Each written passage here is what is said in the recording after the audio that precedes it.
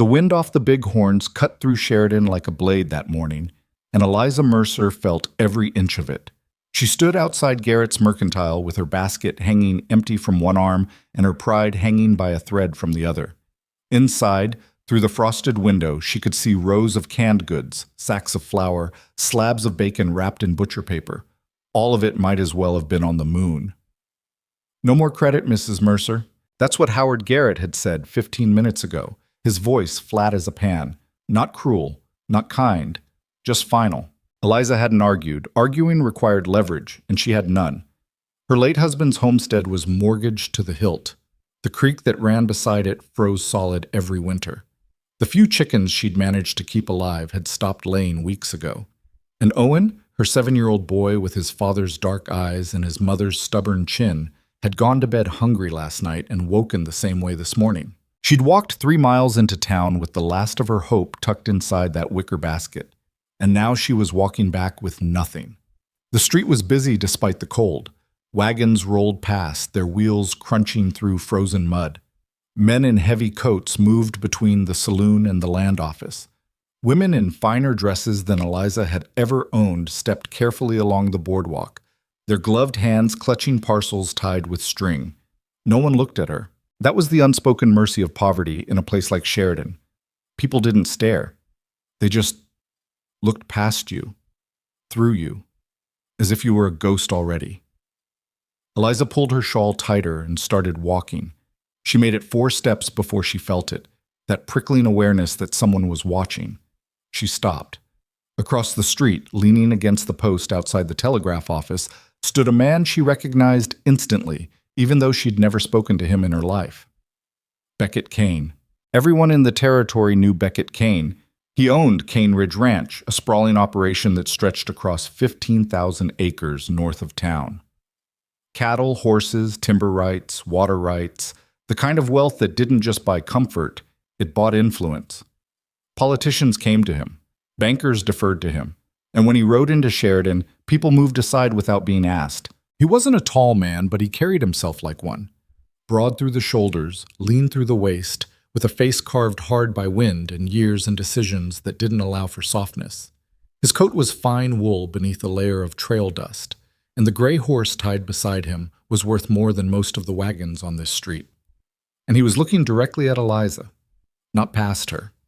Not through her. At her. Eliza's stomach twisted. She didn't know what was worse, being invisible or being seen by someone like him. Men with money didn't notice women like her unless they wanted something, and what they wanted was never good. She turned and kept walking. Behind her, she heard boot falls on frozen dirt. "Ma'am." The voice was low, quiet, and entirely too close. Eliza stopped again but didn't turn around. Her hand tightened on the basket handle. "I don't want trouble," she said. "Neither do I." She turned then, slowly, and found Beckett Kane standing 3 feet away with his hands loose at his sides and his expression unreadable. Up close, he looked older than she'd expected. Not old, maybe 40, but weathered in the way men got when they spent more time outside than in. His eyes were pale gray, the color of winter sky, and they studied her with an intensity that made her want to step back. She didn't. "Can I help you with something, Mr. Kane?" "I was about to ask you the same thing." Eliza blinked. "Excuse me?" "You've been standing outside Garrett's for near 20 minutes, Beckett said. "Figured you might need a hand with something." Heat flooded her face. Of course he'd been watching. Half the town had probably been watching. She was the poor widow with the empty basket and no credit, and now the richest man in the territory was making a spectacle of it. "I'm fine," Eliza said tightly. "Thank you." "You don't look fine. Then I'll work on my appearance." The words came out sharper than she intended, but Beckett didn't flinch. If anything, the corner of his mouth twitched, just barely, as if he'd almost smiled. "Wasn't talking about your appearance," he said. "I was talking about your basket." Eliza glanced down at the empty wicker, then back up at him. "What about it?" "It's empty." "So?" "So winter's coming on hard, and I'd wager you didn't walk 3 miles into town just to enjoy the scenery." Eliza's jaw tightened. "What I did or didn't come to town for isn't your concern." "Maybe not," Beckett agreed, "but I'm making it my concern anyway. Why? For the first time, Beckett hesitated. Just a beat. Just long enough for Eliza to see something flicker across his face, something she couldn't name. Then he straightened and nodded toward the street. "Come with me," he said. "Let me put supper on your table." Eliza stared at him. Then she laughed. It wasn't a kind sound. It was bitter and sharp, and edged with something close to panic. "You want me to go with you?" she said slowly. "That's right. A man I've never spoken to before. Reckon we're speaking now. So you can put supper on my table. That's the idea." Eliza shook her head and started walking again. "I'm not interested," Beckett followed. "In supper? In whatever you're offering. I'm offering food. No man offers food for free." "I do." Eliza spun to face him, and this time she didn't bother hiding the anger in her voice. "I don't need your charity, Mr. Kane. And I don't need you following me through town like I'm some kind of... Like you're hungry," Beckett interrupted. His voice was still quiet, but there was steel underneath it now. "Because that's what I see. A woman who's too proud to beg and too stubborn to ask for help even when she needs it. You don't know anything about me. I know you've got a boy at home. I know your husband died 2 years back. I know you've been trying to work that creekside homestead on your own, and I know winter's going to bury you if you don't get provisions soon." Eliza's breath caught. "How do you—" "I pay attention." The words hung between them, heavy and strange. Eliza wanted to walk away. She wanted to tell this man to go back to his ranch and his money and his assumptions about who she was and what she needed. But Owen's face flickered through her mind. His hollow cheeks, his too quiet voice at breakfast when he'd said he wasn't hungry, even though they both knew he was. Beckett must have seen something shift in her expression because he took a step closer. "I'm not asking you to owe me anything," he said. "I'm asking you to let me do something decent, that's all." "Why?" "Because I can." It wasn't the answer she expected. It wasn't grand or romantic or wrapped in pretty words. It was blunt and simple, and somehow more unsettling than any lie would have been. Eliza looked at him, really looked at him, and saw something she hadn't noticed before. Beckett Kane might have been the wealthiest man in the territory, but he looked tired, worn down, like a man who'd built an empire and discovered too late that empires were cold places to live. "1 meal," Eliza said finally. "That's all." Beckett nodded. "1 meal. And I'm not riding anywhere with you." "Fair enough. I'll bring the provisions to your place." You don't want charity. I heard you the first time." Beckett's voice softened just a fraction. "But your boy needs to eat, Mrs. Mercer, and I'm guessing you're not going to let pride stand in the way of that." Eliza hated that he was right. She hated even more that she was about to agree. "Fine," she said, "but you bring the supplies and you leave. I don't need company." "Understood." Beckett tipped his hat, a small, old-fashioned gesture that felt out of place coming from a man like him, and turned back toward his horse. Eliza watched him go, her heart pounding in a way that had nothing to do with the cold. Behind her, she heard whispers. Someone had been watching. Of course someone had been watching. This was Sheridan. Everyone watched everyone else, and a conversation between Beckett Kane and a penniless widow was going to be talked about from here to the Bighorns. Eliza didn't care. She'd just made a deal with the richest man in Wyoming, and she had no idea if she'd saved her son or damned them both. Beckett arrived at the Mercer homestead 2 hours later. Eliza had spent that time pacing the cabin like a caged animal, second-guessing every word she'd said and every decision that had led her to this moment. When she heard the creak of wagon wheels outside, her stomach dropped. She opened the door and froze. Beckett wasn't alone. Behind him, a freight wagon sat loaded with enough supplies to feed a family for a month. Sacks of flour, potatoes, smoked beef wrapped in canvas, coffee, sugar, salt pork, even a crate of canned peaches that must have cost more than Eliza made in a season. Owen stood beside her, his eyes wide as saucers. "Mama," he whispered, "is that all for us?" Eliza couldn't answer. Beckett climbed down from the wagon and walked toward them, his boots crunching through the frozen grass. "Told you I'd bring supper," he said. "This isn't supper," Eliza managed. "This is enough to get you through winter. I said 1 meal." "You did." Beckett glanced past her into the cabin, and Eliza saw his jaw tighten just slightly. The walls were rough-hewn logs with gaps where the chinking had crumbled away. The roof leaked in 3 places. The stove in the corner was older than Eliza and barely held heat. Beckett looked back at her. One meal wouldn't have done much good. That wasn't your decision to make. Maybe not, but it's done now. Eliza wanted to argue. She wanted to send him away and shove the supplies back onto his wagon and prove that she didn't need anyone's help. But Owen was already walking toward the crates, his small hands reaching out to touch the canvas-wrapped beef like it was something holy, and Eliza felt something inside her crack. "Thank you," she said quietly. Beckett nodded. "You're welcome." He started unloading the wagon. Eliza moved to help, but Beckett waved her off. "I've got it. I can carry—" "I know you can, but you don't have to." There was no condescension in his voice, no pity, just a flat, matter-of-fact certainty that unsettled her more than anything else he'd said. It took 20 minutes to unload everything. Beckett worked in silence, his movements efficient and practiced. He didn't ask where things should go. He didn't wait for direction. He just did it. When the last crate was stacked inside the cabin, he straightened and brushed the dust off his coat. "That should hold you," he said. "It will," Eliza replied. "More than hold us?" Beckett glanced around the cabin one more time, and Eliza saw his gaze linger on the broken harness hanging by the door, the cracked window panes stuffed with rags, the patch of roof where daylight showed through. "You need repairs," he said. "I'll manage." "I'm sure you will." Beckett turned toward the door, then paused. "But if you change your mind, I'm not hard to find." He left before Eliza could respond. She stood in the doorway and watched him climb back onto the wagon, snap the reins, and disappear down the rutted track that led back toward the main road.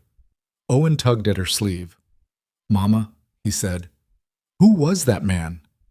Eliza looked down at her son, at his thin face and his hopeful eyes, and realized she didn't have an answer. "I don't know," she said honestly. But 3 days later, when she woke to the sound of hammering outside, she found out. Beckett Kane was on her roof. Eliza stood in the doorway with her hair still loose from sleep and her mind still struggling to catch up with what she was seeing. The wealthiest rancher in Wyoming Territory was balanced on the peak of her cabin with a hammer in one hand and a bundle of new shingles stacked beside him. "What are you doing?" Eliza called up. Beckett glanced down. "Fixing your roof." "I didn't ask you to fix my roof." "Didn't need to. It's broken." "I'm aware. Then you're also aware it won't last the winter." Eliza opened her mouth to argue, then closed it again because he was right. The roof wouldn't last. She'd known that since September, but knowing and fixing were 2 different things when you didn't have money or time or help. "You can't just show up here and start working on my property," Eliza said. "Already did." "Mr. Kane?" "Beckett." "Excuse me?" "My name's Beckett. You keep calling me Mr. Kane like I'm your banker. You're not my anything." Beckett drove another nail home with 3 precise strikes. "Fair enough." Eliza crossed her arms. "I didn't ask for your help." "You mentioned that already." "And I don't need your charity, I know." Beckett set the hammer down and looked at her properly. "But here's the thing, Mrs. Mercer. I'm not doing this because I think you can't. I'm doing this because I can. And because standing around watching someone struggle when I've got the means to help doesn't sit right with me." "Why not?" "Why not what? Why doesn't it sit right with you?" Eliza stepped out into the yard, her boots crunching through frost. "You've got dozens of people working for you. You could send any one of them to do this. But you're here, on my roof, at dawn. Why?" Beckett didn't answer right away. He picked up another shingle, positioned it carefully, and drove 2 nails through the edge before he spoke again. "I don't know," he said finally. It was the most honest thing anyone had said to Eliza in months. She didn't know what to do with it. "I'll make coffee," she said. Beckett glanced down at her, and for the first time since she'd met him, she saw something that might have been surprise cross his face. "Appreciate it," he said. Eliza went inside and put the kettle on with hands that shook just slightly. Owen was still asleep in the corner, curled beneath 2 blankets and snoring softly. The supplies Beckett had brought were stacked neatly against the wall, more food than Eliza had seen in one place since before her husband died. She didn't understand this. She didn't understand why a man with everything would waste his time on a woman with nothing. But as she poured water into the kettle and listened to the steady rhythm of hammering above her head, Eliza realized something unsettling. She didn't want him to leave.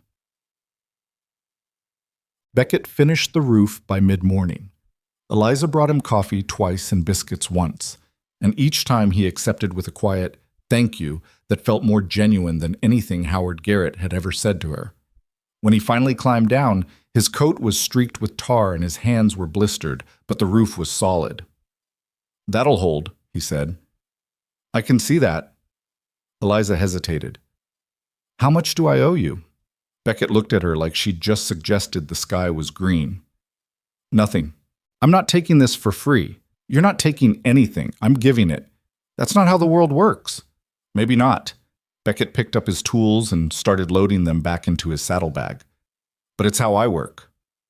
Eliza wanted to argue, but she was tired of arguing, tired of fighting, tired of being so damn proud that she couldn't see a kindness when it was offered. "Thank you," she said instead. Beckett paused, then nodded. "You're welcome." He swung up into the saddle, and Eliza thought that would be the end of it.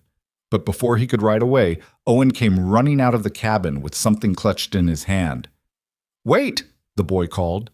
Beckett reined his horse around. "What is it, son?" Owen held up a small wooden carving, a horse whittled from a piece of pine and sanded smooth. It was rough work, the kind a child makes with more enthusiasm than skill, but Eliza's heart twisted when she saw it. It was the only thing Owen owned that his father had made. "For you," Owen said, holding it up toward Beckett. Beckett stared at the carving for a long moment. Then he dismounted, crouched down to Owen's level, and took the horse with both hands like it was made of glass. "This is fine work," Beckett said quietly. "My papa made it." "He had good hands," Owen beamed. "Mama says I got his hands too." "Then you'll make fine things someday." Beckett slipped the carving into his coat pocket and stood. He looked at Eliza, and something passed between them, something unspoken and complicated and impossible to name. "I'll check on that harness next time," Beckett said. "Next time?" "Leather's cracked, won't hold through winter." "Mr. Kane said—" "Beckett." Eliza exhaled slowly. "Beckett, you don't have to keep coming back here." "I know." "Then why are you?" Beckett swung back into the saddle and looked down at her with those pale gray eyes that saw too much. "Because I want to," he said. And then he rode away, leaving Eliza standing in the yard with her son beside her and her world tilting in ways she couldn't control. Ochan. That night, after Owen was asleep, Eliza sat by the stove and stared at the new roof above her head. She thought about Beckett's hands, calloused and strong and blistered from work he didn't have to do. She thought about the way he'd looked at Owen's carving like it was treasure. She thought about the town and what they'd say when word got out that Beckett Kane had spent the morning on a widow's roof. And she thought about the question she'd asked him. Why doesn't it sit right with you? Because Eliza had spent 2 years learning how to be invisible, how to need nothing, how to survive on pride and stubbornness when there was nothing else left. But Beckett Kane had looked at her, truly looked at her, and seen something worth noticing, and that terrified her more than poverty ever had. Outside, the wind picked up, rattling the windows and whistling through the gaps in the walls. But the roof held, and for the first time in longer than she could remember, Eliza Mercer went to sleep without wondering if she'd wake to snow drifting through the ceiling.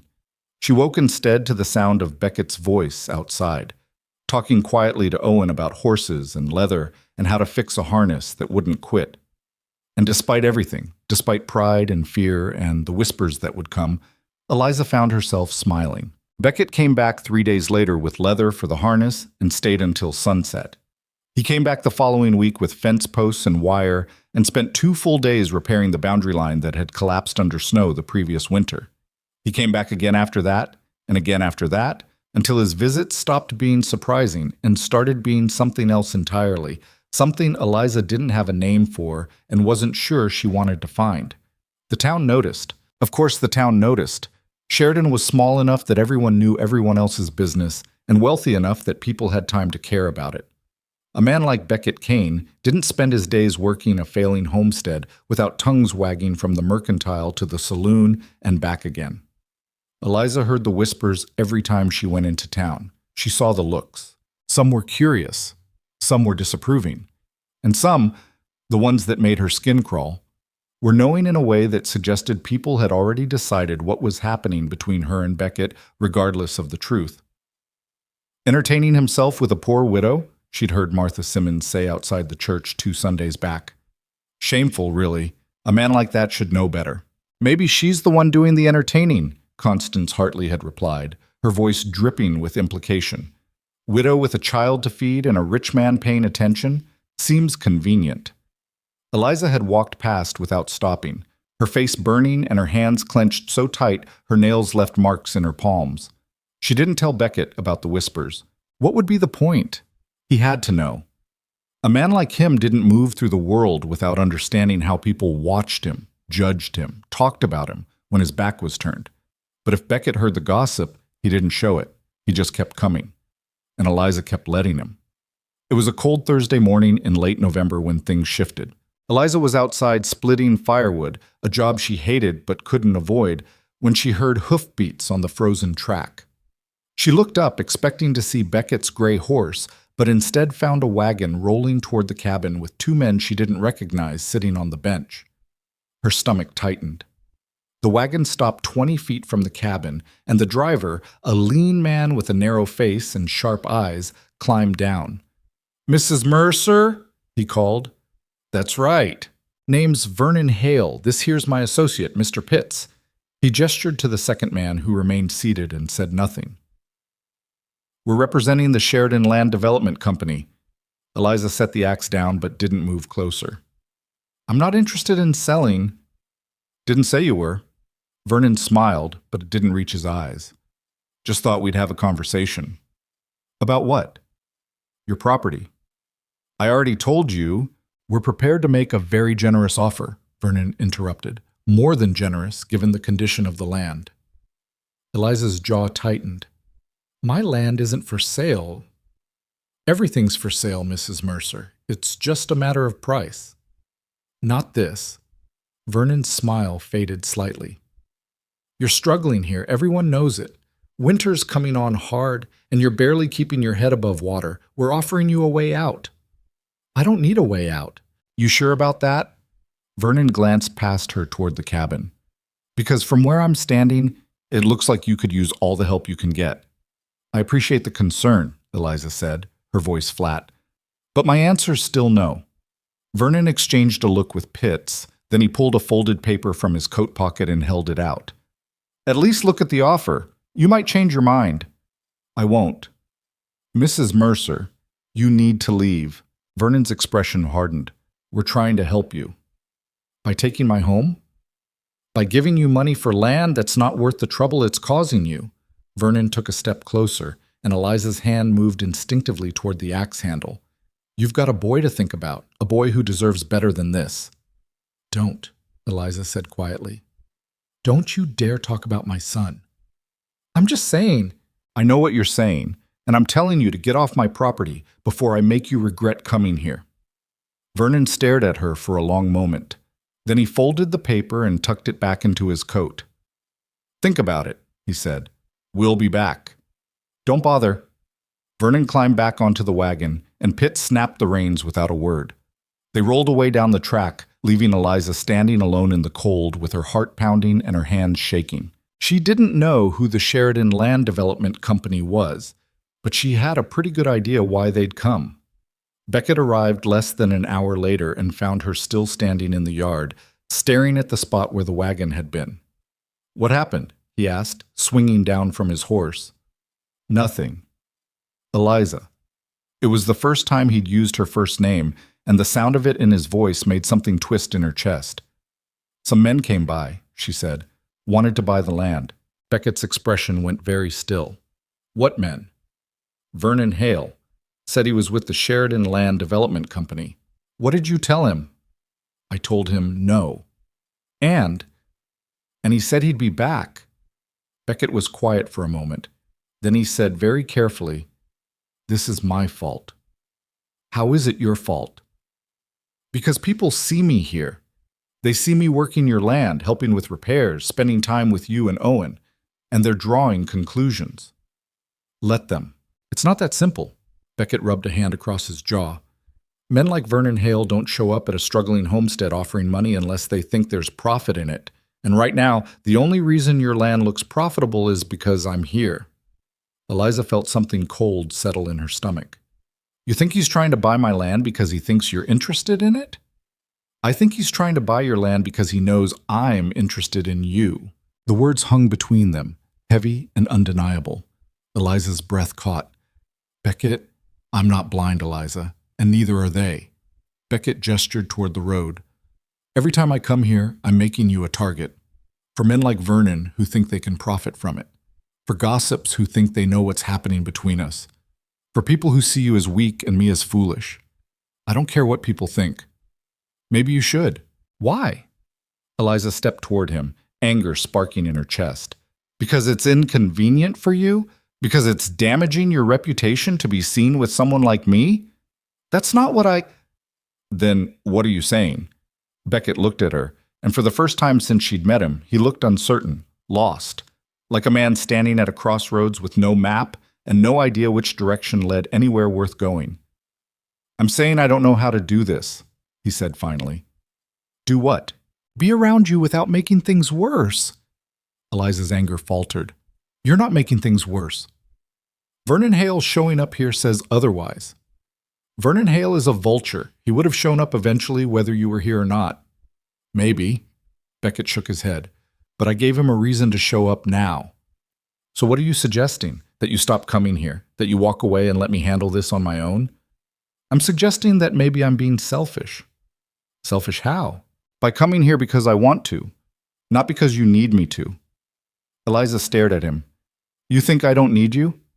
I think you'd manage without me. That's not the same thing. Beckett frowned. What do you mean? I mean, managing and needing aren't the same thing. Eliza wrapped her arms around herself, suddenly cold despite the layers she wore. I've spent 2 years managing Beckett, 2 years doing everything myself because I didn't have a choice. And yes, I can keep doing that if I have to, but that doesn't mean I don't need... She stopped. Beckett waited. I don't need your money, Eliza said quietly. I don't need your land or your influence or your ability to fix every broken thing on this property. But I need you to stop acting like the only reason you're here is to rescue me. Because if that's all this is, if you're just some wealthy rancher playing hero with a poor widow, then Vernon Hale is right. You're wasting your time and I'm wasting mine. Beckett took a step closer. Is that what you think this is? I don't know what this is. Neither do I. Beckett's voice dropped. But I know it's not charity, and it's not pity, and it sure as hell isn't boredom. Then what is it? I told you before, I don't know. That's not good enough. It's all I've got. Eliza wanted to push him, wanted to demand a better answer, a clearer explanation, some kind of certainty in a world that had given her nothing but uncertainty for 2 solid years. But when she looked at Beckett, really looked at him, she saw the same confusion reflected back at her. He didn't know why he kept coming here any more than she knew why she kept letting him, and somehow that made it worse and better all at once. Owen asks about you, Eliza said after a long silence. Beckett blinked. What? Every morning? Is Mr. Kane coming today? Every night. When's Mr. Kane coming back? He carved you another horse last week, spent 3 days on it. Won't let me see it because he wants to give it to you himself. Something shifted in Beckett's expression, something soft and unguarded that made Eliza's throat tighten. He's a good boy, Beckett said quietly. He is. And he's already lost one man who mattered to him. I won't let him lose another. Eliza? So if you're going to walk away, do it now, before he gets any more attached. Before I... She stopped herself. Before you what? Eliza shook her head. It doesn't matter. It does to me. Why? Because you matter to me. The words came out simple and unadorned, and they hit Eliza like a fist to the chest. She opened her mouth to respond, but before she could, Owen came running out of the cabin with his coat half buttoned and his face bright with excitement. Mr. Kane, he shouted, you came back! Beckett turned and the uncertainty on his face vanished, replaced by something warmer. Course I did. Told you I would. Owen skidded to a stop in front of him, breathless and grinning. I finished it. Finished what? Owen pulled a small wooden horse from his pocket, carefully carved and sanded smooth, better than the first one by a mile. He held it up with both hands, like an offering. "For you," Owen said. Beckett crouched down and took the horse carefully. He turned it over in his hands, studying the details. The carved mane, the bent legs mid-gallop, the way Owen had whittled the tail to look like it was streaming in the wind. "This is real fine work, Owen," Beckett said. "Best I've seen." Owen beamed. "Mama helped with the sanding." "Did she now?" "Just a little," Eliza said quickly. Beckett glanced up at her, and something passed between them, something too complicated to name but impossible to ignore. "Well, I'll treasure it," Beckett said, slipping the horse into his coat pocket beside the first one. "Thank you." "You're welcome."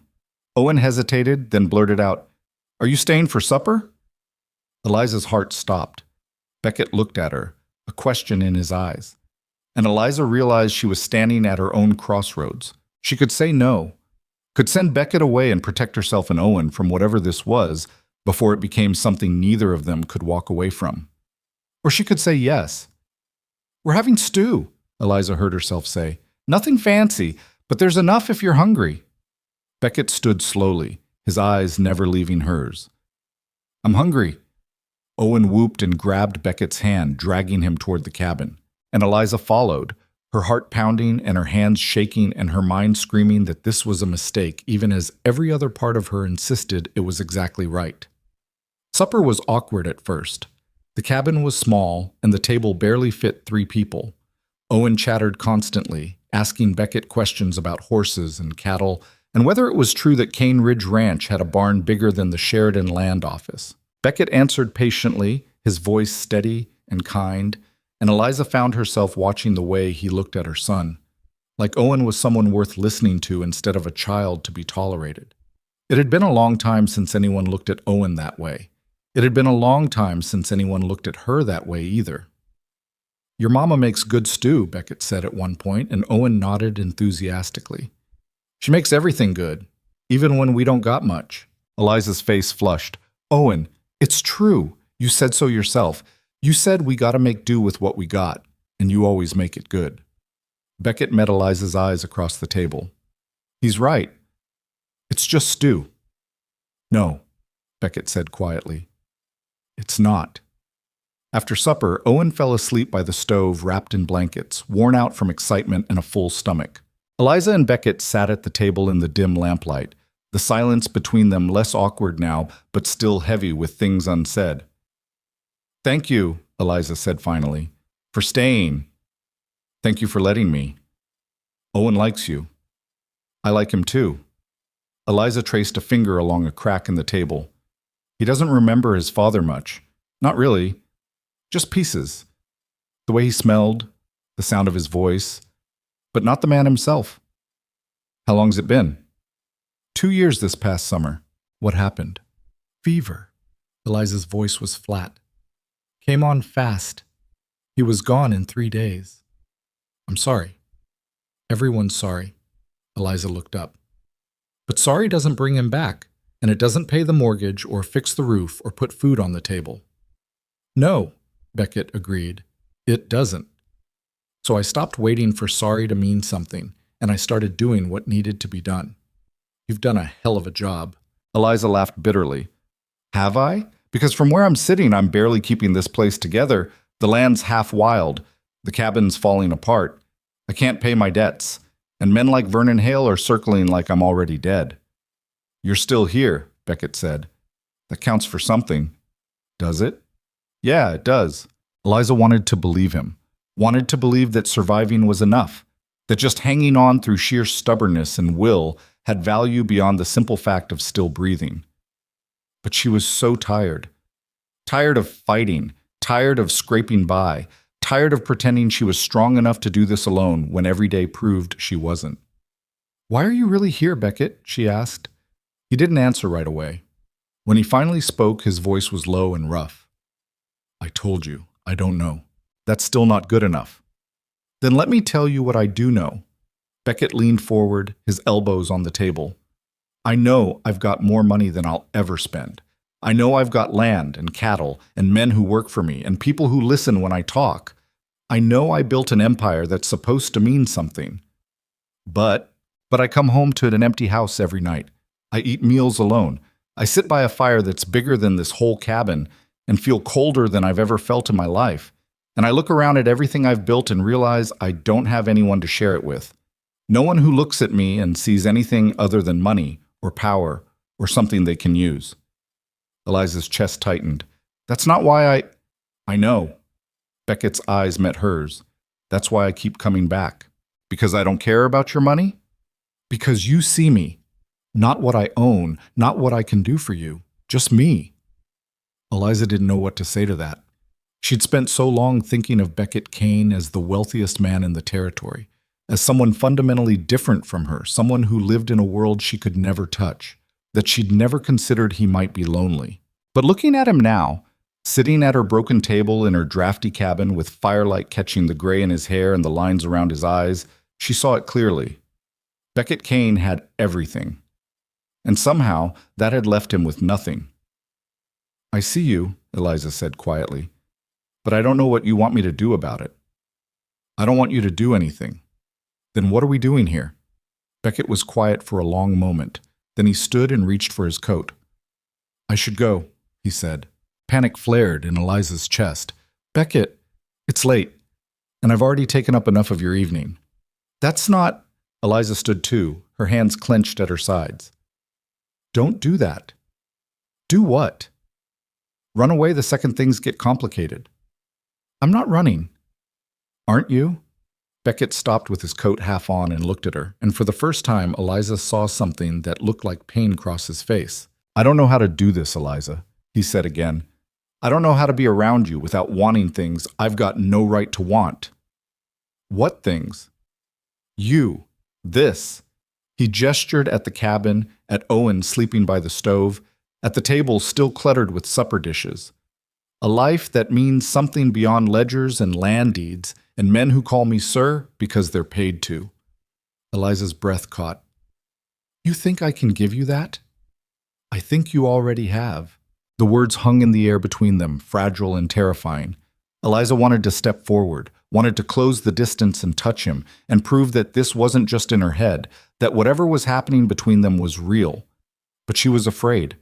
Afraid of wanting something she couldn't keep. Afraid of letting someone in only to lose them again. Afraid of being wrong about Beckett, the way she'd been wrong about so many other things. I can't promise you anything, she said finally. I'm not asking you to. Then what are you asking? Beckett pulled his coat the rest of the way on and buttoned it slowly, his eyes never leaving hers. I'm asking if I can keep coming back, he said. That's all. Even if I can't give you what you want? Even then. Eliza searched his face for doubt, for hesitation, for some sign that he didn't mean it. She found none. Yes, she said. You can keep coming back. Beckett nodded once, sharp and certain. Then he walked to the door, paused with his hand on the latch, and looked back at her. For what it's worth, he said quietly, you already gave me something I wanted. What? Supper with people who wanted me here. Not because of what I own, just because. He left before Eliza could respond. She stood in the empty cabin listening to the sound of hoofbeats fading into the night and realized she was crying. Not from sadness, from something else entirely. The following week, Vernon Hale came back. This time he brought 4 men with him and didn't bother with pleasantries. Mrs. Mercer, he said, climbing down from his wagon, we need to talk. Eliza was outside hanging laundry, and she didn't stop working. I told you last time, my land's not for sale. And I told you we'd be back. Doesn't change my answer. Vernon gestured to the men behind him. These gentlemen represent investors from back east. They're very interested in this property. Good for them. Mrs. Mercer, you're trespassing. Vernon's expression hardened. You're making a mistake. That's my business. Is it? Vernon stepped closer. Because from where I'm standing, you're holding on to a piece of land you can't afford to keep just because some cattleman's been filling your head with ideas about what it's worth. Eliza stopped folding laundry and turned to face him fully. What I do with my land has nothing to do with Beckett Kane. Doesn't it? Vernon smiled coldly. Everyone in town knows he's been spending time here. Everyone knows he's fixing your fences and patching your roof and playing house with your boy. And everyone knows that means this land's about to become a lot more valuable. You're wrong. Am I? Then why is he here? That's none of your concern. It is when it drives up the price we have to pay. Eliza's hands clenched around the wet fabric. Get off my property. We're prepared to offer double what we said last time, triple, if you sign today. I don't care if you offer 10 times that. My answer's still no. Vernon's jaw tightened. You're a fool. Maybe. But I'm a fool who owns her own land. Can you say the same? One of the men behind Vernon snorted, and Vernon's face flushed red. This isn't over, he said. Yes, Eliza replied. It is. Vernon stared at her for a long moment. Then he climbed back onto the wagon and snapped the reins hard enough to make the horses jump. They rolled away in a cloud of dust and anger, and Eliza stood alone in the yard with her heart racing and her hands shaking so badly she had to sit down. She didn't know who those investors were, but she knew they weren't going to stop coming. And she knew, with a certainty that made her stomach twist, that this was only going to get worse before it got better. Beckett found her an hour later, still sitting in the yard with unfolded laundry in a basket beside her. What happened? He asked, swinging down from his horse. Vernon Hale came back. Beckett's expression went dark. And he offered me triple what he offered last time. What did you tell him? The same thing I told him before. No. Beckett crouched down in front of her. Eliza, don't. She looked at him, and her voice cracked. Don't tell me I should have taken it. Don't tell me it was a good offer. Don't tell me I'm being stubborn or foolish or too proud to see sense. I wasn't going to say any of that. Then what were you going to say? I was going to ask if you're okay. Eliza laughed, but it came out wrong, sharp and brittle and dangerously close to a sob. No, I'm not okay. I'm scared and angry and so tired of fighting that I can barely stand it, but I'm not selling my land to men who only want it because they think you want it. They're not wrong. Eliza stared at him. What? I do want it. Beckett's voice was steady. Not to own, not to buy. But I want this place to survive. I want you to keep it. I want Owen to grow up here and learn to work this land the way his father would have wanted, and I want to help make that happen. Why? Because it matters. To who? To you, which means it matters to me. Eliza felt something inside her break, something she'd been holding together through sheer force of will for longer than she could remember. I don't know if I can do this, she whispered. Do what? Trust you. Trust this. Trust that you're not going to wake up one day and realize you've wasted enough time on a poor widow and her falling apart homestead. Beckett reached out slowly and took her hands in his. His palms were rough and warm, and Eliza realized she was freezing. I'm not going anywhere, he said. You don't know that. Yes, I do. How? Beckett was quiet for a moment. Then he said very carefully, because for the first time in 10 years, I don't feel like I'm living someone else's life. I feel like I'm living mine. Eliza's breath caught. I built Cane Ridge because that's what my father expected, Beckett continued. I made money because that's what successful men do. I hired workers and bought land and became someone people respected because that's what power looks like. But none of it ever felt like mine. It felt like a role I was playing, a part I was supposed to fill. And now? Now I come here and Owen shows me a horse he carved, and you make supper from scraps and turn it into something good. And I sit at that table in that tiny cabin and feel more at home than I've ever felt in my life. Beckett's hands tightened on hers. So no. I'm not going to wake up and walk away, because this is the first real thing I've had in a decade, and I'll be damned if I let it go without a fight. Eliza didn't realize she was crying until Beckett reached up and wiped the tears from her cheeks with his thumb. I'm scared, she admitted. So am I. Of what? Of ruining this. Of pushing too hard or not hard enough. Of saying the wrong thing or doing the wrong thing and losing you before I ever really had you. You haven't lost me. Haven't I? Eliza shook her head. No, you're still here. So are you. They sat like that for a long moment, hands clasped, eyes locked. The world narrowed down to just the two of them and the fragile, terrifying thing growing between them. Then Owen's voice called from inside the cabin. Mama, Is Mr. Kane here? Eliza pulled back, wiping her eyes quickly. Out here, sweetheart. Owen came running out with his coat on backwards and his face bright with excitement. Can Mr. Kane help me with the chicken coop? The door's stuck again. Beckett stood and looked down at Eliza. Can I? Eliza nodded, not trusting her voice. Beckett followed Owen toward the coop, and Eliza watched them go. The wealthy rancher and the fatherless boy walking side by side like it was the most natural thing in the world. And she realized something that both terrified and comforted her in equal measure. She wasn't alone anymore. For better or worse, Beckett Kane had become part of her life, and she had no idea what came next. The first snow came early that year, 2 weeks before Thanksgiving, and it came hard. Eliza woke to a world buried under 8 inches of white and a wind that howled through the gaps in the cabin walls like something alive and angry.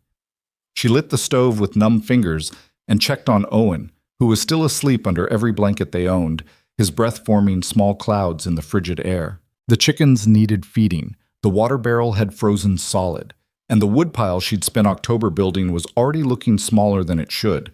Winter had arrived, and it wasn't playing games.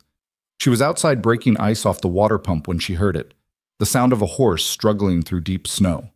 She looked up expecting to see Beckett, but the rider who emerged from the white wasn't alone. Beckett led his gray, and behind him, 2 pack horses loaded with supplies followed on lead ropes. Eliza straightened, her breath fogging in the cold air. What's all this? Winter provisions, Beckett said, swinging down. Snow clung to his coat and hat, and his face was red from the wind. Figured you'd need extra with the storm coming in. Storm? This isn't the storm? This is just the warning. Beckett started unloading the first pack horse. Real storm's supposed to hit tomorrow night. Could last 3-4 days, maybe longer. Eliza's stomach dropped. How do you know? Old Jim Bridger came through Cane Ridge yesterday. Man can read weather like most people read newsprint. Says this winter's going to be a killer. That's encouraging. Wasn't meant to be, was meant to be true. Beckett hefted a sack of grain onto his shoulder. Which is why I'm here. To bring supplies? To make sure you're ready. It took an hour to unload everything. Flour, cornmeal, salt pork, dried beans, canned vegetables, coffee, sugar, and enough firewood to keep the stove burning for a month. Beckett worked without talking, his movements efficient despite the cold, and Eliza helped where she could while trying not to think about what all of this must have cost. When the last of it was stacked inside the cabin, Beckett stood by the door brushing snow from his coat while Owen danced around the new supplies like it was Christmas morning. Look, Mama. Owen held up a tin of peaches. Can we have these tonight? Maybe tomorrow, Eliza said, then looked at Beckett. Thank you. Again. You keep saying that. You keep giving me reasons to. Beckett glanced out at the falling snow. I should get back before this gets worse. You're riding back to Cane Ridge in this? I've ridden in worse. That doesn't make it smart. Beckett smiled faintly. Never claimed to be smart. Owen tugged at his coat. You could stay here. Mama wouldn't mind. Eliza's face burned. Owen. What? We got extra food now. And Mr. Kane could sleep by the stove like he did that one time when he fell asleep after fixing the door. Beckett looked at Eliza, one eyebrow raised. I fell asleep? For about 10 minutes, Eliza said quickly. You were exhausted. I didn't want to wake you. Mama covered you with a blanket, Owen added helpfully. And she said you looked peaceful. Owen, that's enough. But it's true. Beckett's smile widened, and Eliza wanted the floor to open up and swallow her whole. I appreciate the offer, Beckett said to Owen. But I've got men at the ranch who'll worry if I don't make it back. You could send someone to tell them, Owen argued. Then you wouldn't have to ride in the snow. Owen, Eliza said more firmly, Mr. Kane needs to go home. But enough. Owen's face fell, and he retreated to the corner where his carved horses lived, leaving an awkward silence in his wake. Beckett pulled on his gloves. Storm's supposed to hit hard tomorrow. If you need anything, we'll be fine. Eliza. She looked at him. If you need anything, he said again, slower this time, you send Owen to the ridge. Road might be buried, but he can follow the creek bed. My men know to watch for him. I'm not sending my son out in a blizzard. Then you come yourself. I'm not leaving Owen alone. Then wait it out here. But if something goes wrong, if the roof caves or the stove cracks or you run out of wood, you don't try to handle it yourself. You understand? Eliza wanted to argue, wanted to tell him she'd handled worse on her own and would keep handling it no matter what winter threw at her. But the look on Beckett's face stopped her. He wasn't being condescending. He was being afraid. "I understand," she said quietly. Beckett nodded once, then left without another word. Eliza stood in the doorway, watching him disappear into the white, and felt something twist in her chest that had nothing to do with cold and everything to do with the way he'd looked at her before riding away, like leaving hurt. The storm hit the next night exactly when Beckett said it would. Eliza had spent the day preparing, reinforcing the door with extra wood, stuffing rags into every gap in the walls, moving the woodpile closer to the cabin so she wouldn't have to venture far in the worst of it. Owen helped without complaint, his small hands surprisingly capable when given clear tasks. By sunset, the wind was screaming. By midnight, the world outside had disappeared entirely. Eliza kept the stove burning and tried not to think about how much wood they were going through. She'd rationed carefully, but this storm was eating fuel faster than she'd anticipated, and if it lasted more than 3 days, they'd be in trouble. Owen slept fitfully, waking every few hours when the wind shook the cabin hard enough to rattle the dishes. Each time, Eliza soothed him back to sleep with quiet words and a hand on his hair, even though she felt just as frightened as he looked. The second day was worse. Snow piled against the door until Eliza had to shove it open with her full weight just to see outside. The world beyond was nothing but white chaos, wind and snow so thick she couldn't see the chicken coop 20 feet away. She fought her way to the woodpile, grabbed as much as she could carry, and stumbled back to the cabin with her face numb and her lungs burning from the cold. Inside, Owen was crying. "Mama!" He threw himself at her the moment she closed the door. "I thought you weren't coming back." "I'm here, sweetheart. I'm here." Eliza held him tight, snow melting off her coat and puddling on the floor. "I'm not going anywhere." But even as she said it, she felt the lie of it, because if this storm lasted much longer, they were going to run out of wood. And without wood, they'd freeze. The third day, the stove started smoking. Eliza tried everything, adjusting the flue, clearing the pipe, banking the fire differently. But nothing worked. Smoke poured into the cabin until her eyes watered, and Owen couldn't stop coughing. She finally gave up and let the fire die down to coals, which meant the cabin got cold fast. Too cold. Owen huddled under blankets by the dying stove, his lips tinged blue, and Eliza made a decision she'd sworn she wouldn't make. "Put your coat on," she told Owen. "Why?" "We're going to Cane Ridge." Owen's eyes went wide. "In the storm?" "The storm's dying down." It wasn't, really, but it was lighter than it had been, and Eliza didn't have a choice anymore. "We'll follow the creek like Mr. Kane said. It's not far." "Mama, I'm scared." "I know, baby. Me too. But we can't stay here." It took 15 minutes to bundle Owen in every warm thing he owned. Eliza wrapped a scarf around his face until only his eyes showed, then did the same to herself. She tucked what little food they could carry into a sack, doused the last of the coals in the stove, and opened the door. The wind hit like a fist. Eliza grabbed Owen's hand and pulled him forward, her other hand gripping the door frame for balance. Snow immediately plastered itself to her face, and the cold was so intense it hurt to breathe. "Stay close," she shouted over the wind. Owen nodded, his small hand clenched tight in hers. They made it 10 feet before Eliza realized this was a mistake. The world was completely white. She couldn't see the creek, couldn't see the tree line, couldn't see anything except swirling snow and the vague dark shape of the cabin behind them growing fainter by the second. "Mama!" Owen's voice was barely audible. "I can't see! I know! Just hold on to me!" Eliza took another step and felt her boot break through a crust of ice. She stumbled, nearly fell, caught herself on what she thought was a fence post but turned out to be a snow-covered bush that bent under her weight. They were lost. Less than 30 feet from the cabin, and they were already lost. Panic clawed at her throat.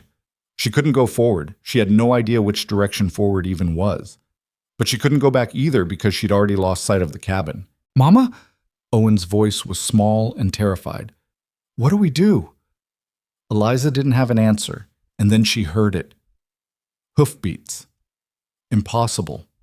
No one would be out in this. No one would be crazy enough to ride through a blizzard that had buried the valley under 3 feet of snow. But the sound got closer. And then, through the white, a shape emerged. A man on a gray horse, wrapped in so many layers he looked twice his normal size, his face covered except for his eyes. Beckett. "What the hell are you doing?" he shouted, swinging down from the horse. "The stove quit," Eliza shouted back. "We were trying to get to the ridge." "You would have died before you made it halfway." Beckett grabbed Owen and lifted him onto the horse in one smooth motion, then turned to Eliza. "Get on." "I can walk." "Like hell you can. Get on the damn horse." Eliza was too cold and too scared to argue. She let Beckett lift her up behind Owen, then felt him swing up behind her, his arms coming around both of them to grip the reins. "Hold tight," he shouted. The horse turned, and Eliza caught one last glimpse of the cabin before it vanished completely into the white. The ride to Cane Ridge was the longest 20 minutes of Eliza's life. She couldn't feel her feet, couldn't feel her hands. Owen was shaking so hard against her chest, she was afraid he'd fall off the horse, despite Beckett's arms around them both.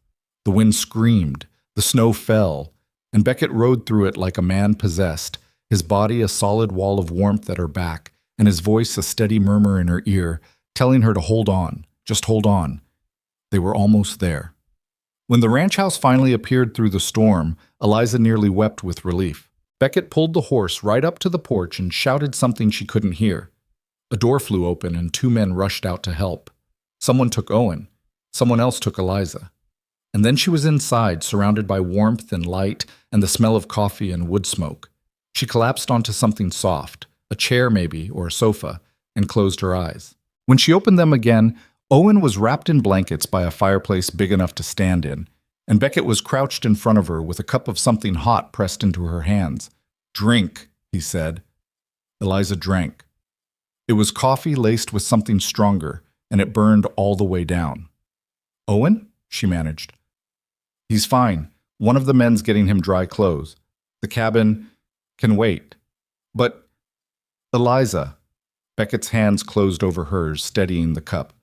"It can wait." She looked at him, really looked at him, and saw that his face was raw from the wind, his lips cracked, his eyes red-rimmed from cold. "You came for us," she said. "Of course I did." "How did you know?" I didn't. I just had a feeling." Beckett's jaw tightened. "Storm was worse than old Jim said.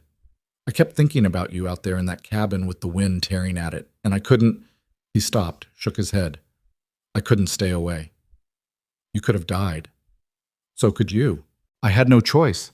"Neither did I." Eliza stared at him, and something shifted inside her chest. Something fundamental and irrevocable. This man had ridden through a blizzard that could have killed him because he'd been worried about her.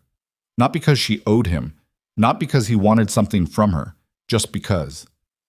"Thank you," she whispered. Beckett's hands tightened on hers. "You're welcome." One of the ranch hands appeared with an armful of dry clothes, a shirt and pants that would swallow Eliza whole, but anything was better than what she was wearing. "Mrs. Patterson's drawing a bath upstairs," the man said. "Said to tell you to take your time." Eliza blinked. "Mrs. Patterson?" "Housekeeper," Beckett said. "She runs this place better than I do." "I can't impose You're not imposing. You're staying." "Beckett, the storm's not done yet. Could last another 2 days. You're not going back to that cabin until it's over, and I've had a chance to fix whatever went wrong with your stove. I can't ask you to—" "You're not asking. I'm telling you." Beckett stood and pulled her to her feet. "Now go get warm before you catch pneumonia." Eliza wanted to argue, but her body betrayed her. Her legs were shaking, her teeth chattering, and every inch of her hurt from the cold. So she let the ranch hand lead her upstairs to a bathroom with a porcelain tub and hot water that felt like heaven against her frozen skin. She soaked until her fingers pruned and the shaking finally stopped, then dressed in the borrowed clothes and made her way back downstairs. Owen was asleep on the sofa by the fire, his face peaceful for the first time in days. Beckett sat in a chair nearby, staring into the flames with a glass of whiskey in his hand. He looked up when Eliza entered. "Feel better?" "Yes." "Thank you." "Mrs. Patterson's making supper. Should be ready soon." Eliza sat in the chair opposite him, suddenly aware of how enormous this room was. The ceilings were high enough to make her dizzy. The furniture was dark wood and leather, expensive but worn in the way that suggested use rather than display. Books lined one wall. A piano sat in the corner gathering dust. It was beautiful, and it felt empty. "This is your home," Eliza said. "This is my house," Beckett corrected. "There's a difference." "Is there?" "Yeah." He took a sip of whiskey. "A house is just walls and a roof. A home is what you were trying to get back to when you walked out into that storm." Eliza looked at Owen sleeping peacefully, his small chest rising and falling beneath the blankets. "I almost killed him," she said quietly. "No, you almost saved him. There's a difference there, too. I should have waited. Should have trusted you'd come. You did what you thought you had to do. Can't fault someone for that." "You can when it's stupid." Beckett smiled faintly. "Then I've been stupid plenty of times." They sat in silence for a while, listening to the fire crackle and the wind howl outside. The storm hadn't let up at all. If anything, it sounded worse. But inside Cane Ridge, Eliza felt safe for the first time in days. "Why do you live here alone?" she asked. Beckett glanced at her. "What do you mean? This house is huge. You've got room for a dozen people, but it's just you and Mrs. Patterson and the ranch hands in the bunkhouse. Never needed more than that." "That's not an answer." Beckett was quiet for a long moment. Then he said, "I inherited this place when I was 25. My father died, my mother was already gone, and suddenly I was responsible for 15,000 acres and 100 head of cattle and men who expected me to know what I was doing." "Did you?" "No, but I learned fast." He swirled the whiskey in his glass. "Built the operation up. Made money. Made a name for myself. And somewhere along the way I forgot what any of it was for." "What do you mean?" "I mean, I built an empire, and then I looked around and realized I had no one to share it with. No wife, no children, no family. Just employees and business associates and people who wanted things from me." Eliza's chest tightened. "You could have changed that." "Could I?" Beckett looked at her. "You think it's easy finding someone who wants you instead of what you own?" "No, I think it's terrifying." "Then you understand why I stopped trying." "Until now?" Beckett's eyes held hers. "Until now." The words hung between them, heavy with meaning neither of them seemed ready to fully acknowledge. Eliza wanted to ask what he meant. Wanted to know if she was reading too much into every look and every word, or if this thing between them was as real as it felt. But before she could find the courage, Mrs. Patterson appeared in the doorway. "Supper's ready, Mr. Kane." "Thank you, Margaret." The housekeeper was a sturdy woman in her 60s with sharp eyes and a no-nonsense air about her. She looked at Eliza with open curiosity, but said nothing beyond, "I set places for 3 in the dining room." "We can eat in here," Beckett said. "No need for formality." "As you wish." Mrs. Patterson returned a few minutes later with trays laden with beef stew, fresh bread, and coffee that smelled strong enough to wake the dead. Owen stirred when the food arrived, and within minutes he was sitting up and eating like he hadn't seen a meal in weeks. "Slow down," Eliza said. "You'll make yourself sick." "But it's so good," Owen said through a mouthful of bread. "It's still going to be good if you chew it." Beckett smiled and passed Owen more bread. Let him eat. Growing boys need fuel. They ate in comfortable silence, the storm raging outside while warmth and food filled the gaps cold and fear had carved into them over the past 3 days. When they were finished, Owen yawned so wide his jaw cracked. "Someone's tired," Beckett observed. "I'm not tired," Owen protested, then yawned again. "Mrs. Patterson made up the guest room," Beckett said to Eliza. 2 beds. You and Owen can stay there tonight." "We can't." "You can, and you will." Beckett's voice was firm. "Storm's not letting up, and I'm not sending you back out there." "For how long?" "As long as it takes." Eliza wanted to argue, but the truth was she didn't have the strength. And Owen was already half asleep again, leaning against her shoulder with his eyes closed. "Thank you," she said for what felt like the 100th time. "Stop thanking me." "I can't seem to help it." Beckett stood and held out a hand. "Come on, I'll show you to your room." Eliza let him pull her to her feet, then scooped Owen into her arms. He mumbled something incoherent and wrapped his arms around her neck, already more asleep than awake. Beckett led them upstairs to a room that was bigger than Eliza's entire cabin. 2 beds with thick quilts sat against one wall. A fireplace crackled in the corner.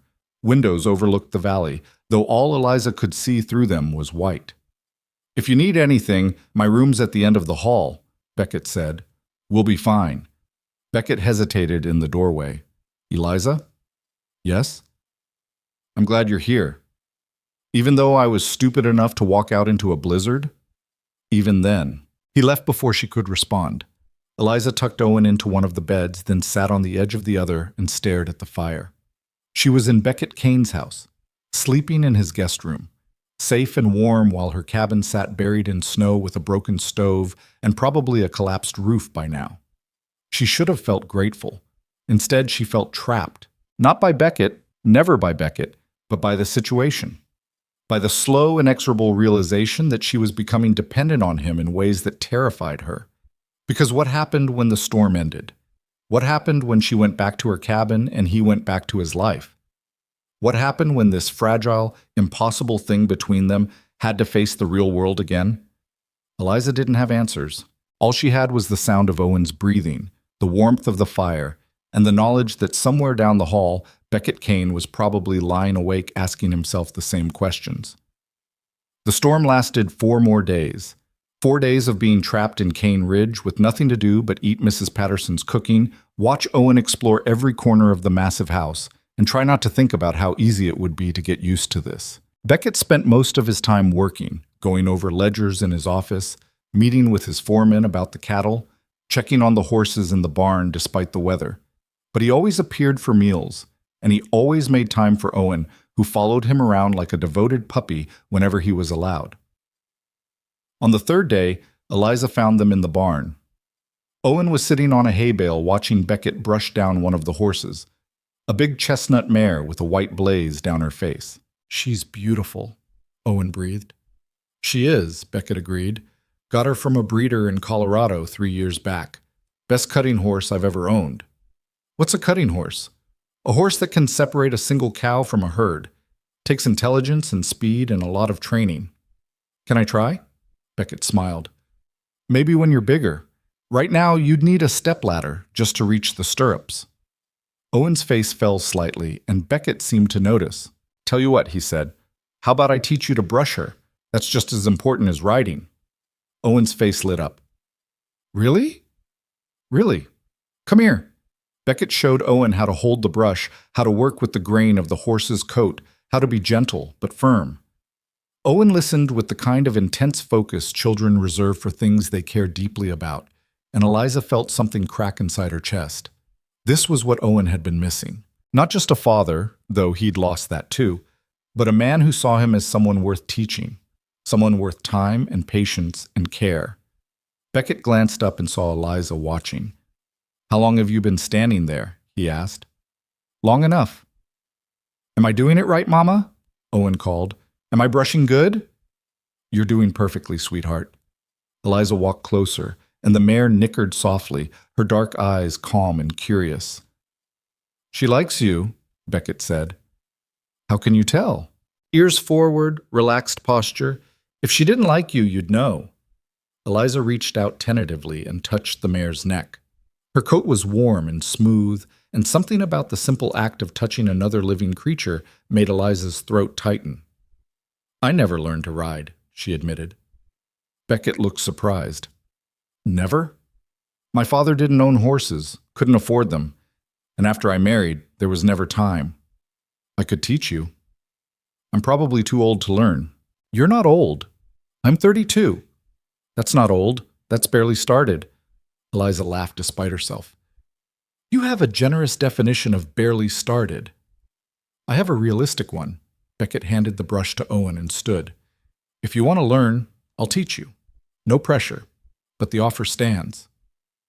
Eliza looked at him, at this man who kept offering her things she didn't know how to accept, and felt the weight of everything unsaid pressing down on her. "Why are you doing this?" she asked quietly. "Doing what?" "All of it. The supplies, the repairs, riding through a blizzard to save us, letting us stay here, teaching Owen to brush horses and offering to teach me to ride. Why?" Beckett was quiet for a long moment. Then he said, "Because I can't seem to help myself." That's not an answer. It's the only one I've got. Owen was still brushing the mare, oblivious to the tension building between the adults, and Eliza was grateful for the distraction. "I should get back inside," she said. "Help Mrs. Patterson with supper. She doesn't need help. Then I should check on the laundry. There isn't any laundry. Then I should—" "Eliza," Beckett's voice was soft. "You don't have to find reasons to leave." "I'm not—" "Yes, you are. Every time we get close to talking about this, about us, you find an excuse to walk away." "There is no us." The words came out harsher than she intended, and Beckett flinched. "Isn't there?" he asked. "No, there's you, and there's me, and there's a situation we're both trying to navigate without making it worse." "And you think talking about it would make it worse?" "I think talking about it would make it real." "It already is real." "No."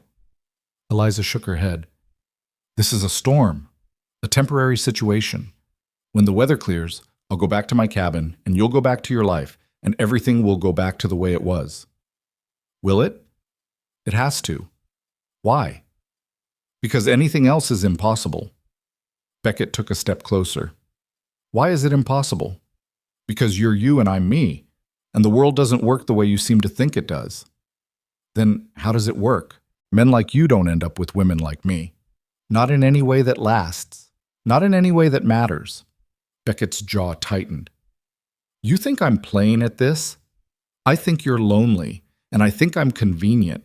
And I think when you realize that loneliness isn't a good enough reason to tie yourself to a poor widow with a failing homestead and a child who isn't yours, you'll walk away. And I don't—" Her voice cracked. "I don't know if I can survive that." Beckett stared at her, and Eliza saw something that looked like pain cross his face. "You think that's all this is?" he asked quietly. "Convenience? I don't know what this is. That's the problem." "Then let me tell you." Beckett's voice was rough. "This is me waking up every morning and thinking about you. This is me finding excuses to ride out to your place because I can't stand the thought of you struggling alone. This is me lying awake at night wondering if you're warm enough, if you're safe enough, if you're happy at all. This is me realizing that I've spent 10 years building an empire that means nothing compared to 10 minutes sitting at your table eating stew and listening to your son talk about horses." Eliza's breath caught. "So no," Beckett continued, "this isn't convenience. This isn't loneliness. This is me falling for you so hard I can't see straight, and I don't know what to do about it except keep showing up and hoping that eventually you'll believe me when I say I'm not going anywhere." Eliza opened her mouth, but no words came out. Owen chose that moment to announce he was done brushing the horse, completely unaware that he'd just interrupted the most important conversation of his mother's life. Beckett stepped back, his expression carefully neutral again. "I should check on the foreman," he said. "Make sure the cattle have enough feed." He left before Eliza could find her voice. She stood alone in the barn with Owen chattering beside her about how soft the mare's nose was, and realized she'd just made the biggest mistake of her life. Because Beckett had just told her he was falling for her, and she'd responded by telling him it was impossible. That night, Eliza couldn't sleep. She lay in the guest bed listening to Owen's soft breathing and staring at the ceiling while Beckett's words played on repeat in her mind. "This is me falling for you so hard I can't see straight." She'd spent 2 years building walls around herself, 2 years learning not to need anyone, 2 years convincing herself that being alone was safer than risking her heart on someone who might leave. And then Beckett Kane had walked into her life and dismantled every defense she'd constructed, brick by careful brick, until she was left standing exposed and terrified with nowhere to hide. The worst part was that she felt it too. Whatever was happening between them, this impossible, complicated thing she kept trying to deny, it was real. It had been real since the moment he'd stopped in that frozen street and offered to put supper on her table. Maybe even before that, in some way she hadn't recognized at the time. But real didn't mean possible. Real didn't mean it would work. And real certainly didn't mean it wouldn't destroy her when it ended. Eliza rolled onto her side and pulled the blanket tighter, even though the room was warm. Through the window, she could see that the snow had finally stopped. The sky was clearing, revealing stars so bright they looked like holes punched in black fabric. The storm was over, which meant tomorrow she'd have to go back. Back to her cabin with its broken stove and damaged roof. Back to reality. Back to being Eliza Mercer, struggling widow, instead of whoever she'd been pretending to be for the past 4 days. She must have finally dozed off, because when she opened her eyes again, pale morning light filled the room, and Owen's bed was empty. Eliza sat up, heart pounding. "Owen?" No answer.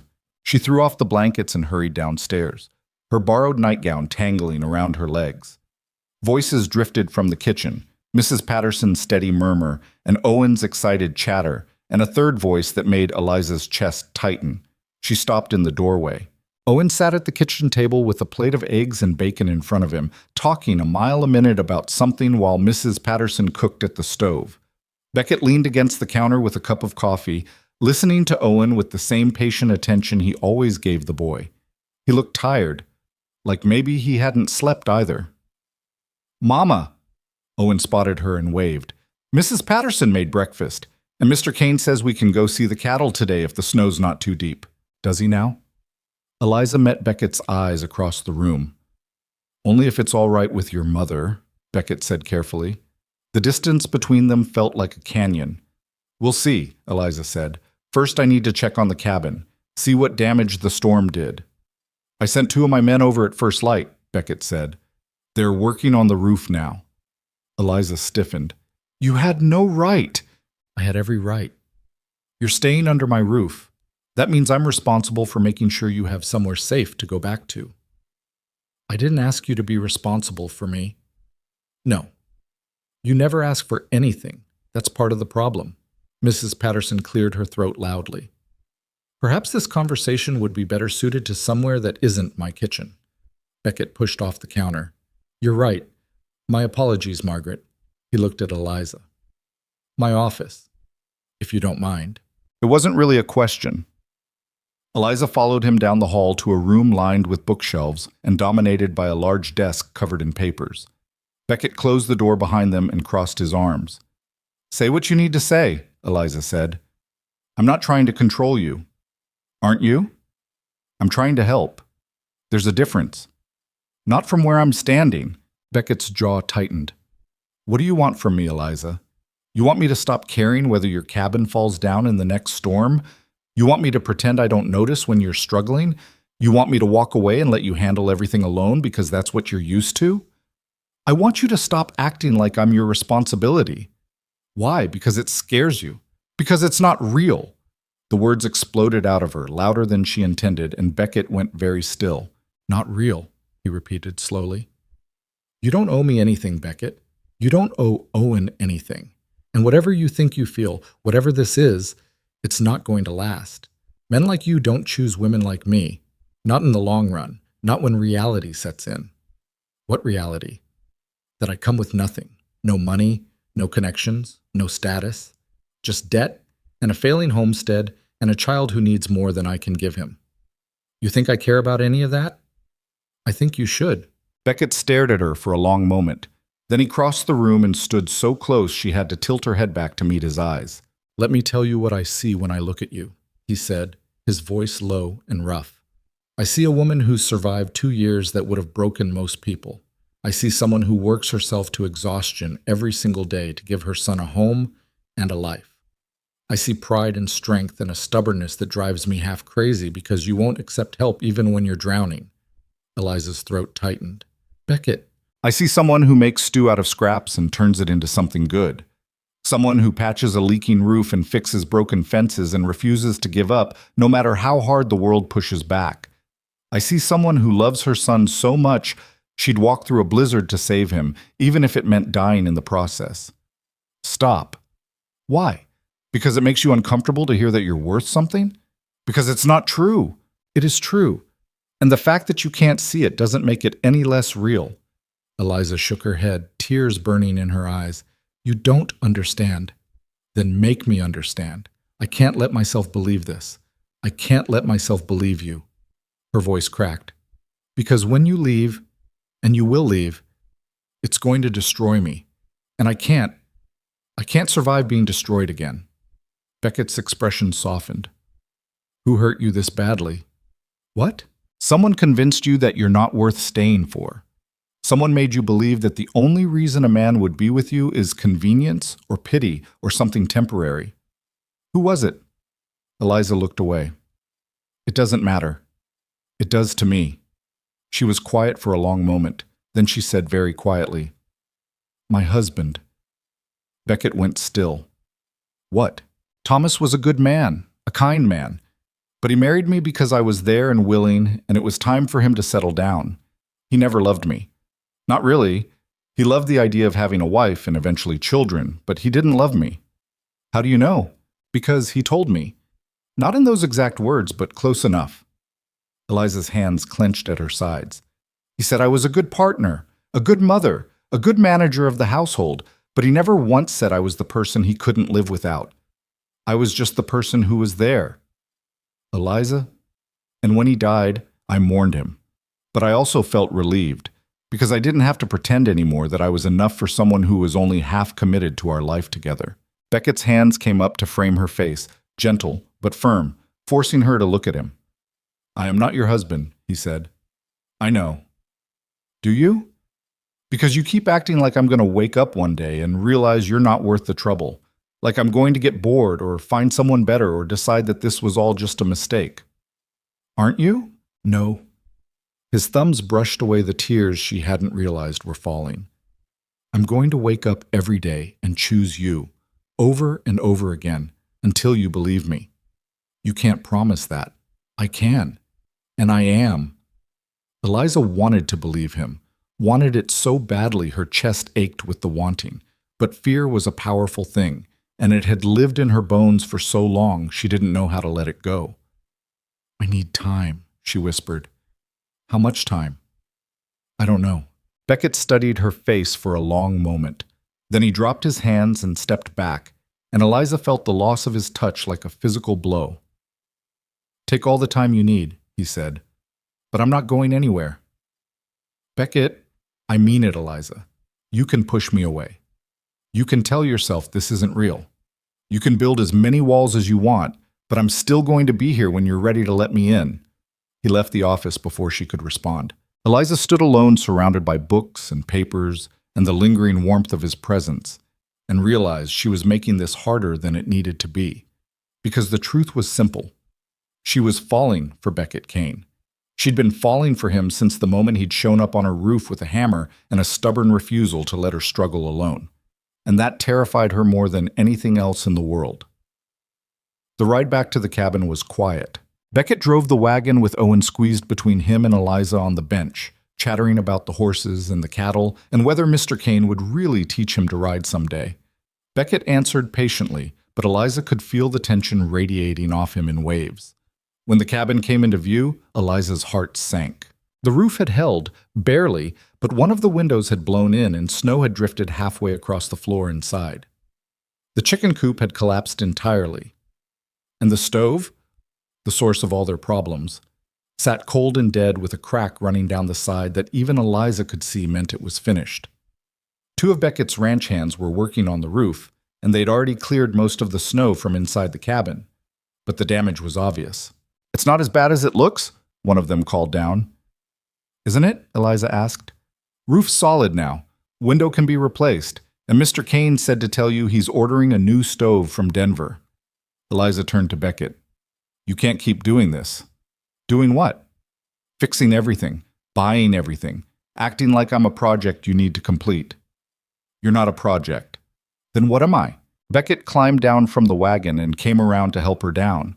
His hands closed around her waist, strong and steady, and for a moment they stood there in the snow with Owen already running toward the cabin to inspect the damage. You're someone I care about, Beckett said quietly. Someone I want to help. Is that really so terrible? It is when I can't repay you. I don't want repayment. Everyone wants something. Not from you. Eliza searched his face, looking for the lie, for the angle, for whatever hidden motive had to be lurking beneath all this generosity. She found nothing but sincerity, and somehow that was worse. I don't know how to do this, she admitted. Do what? Let someone help me.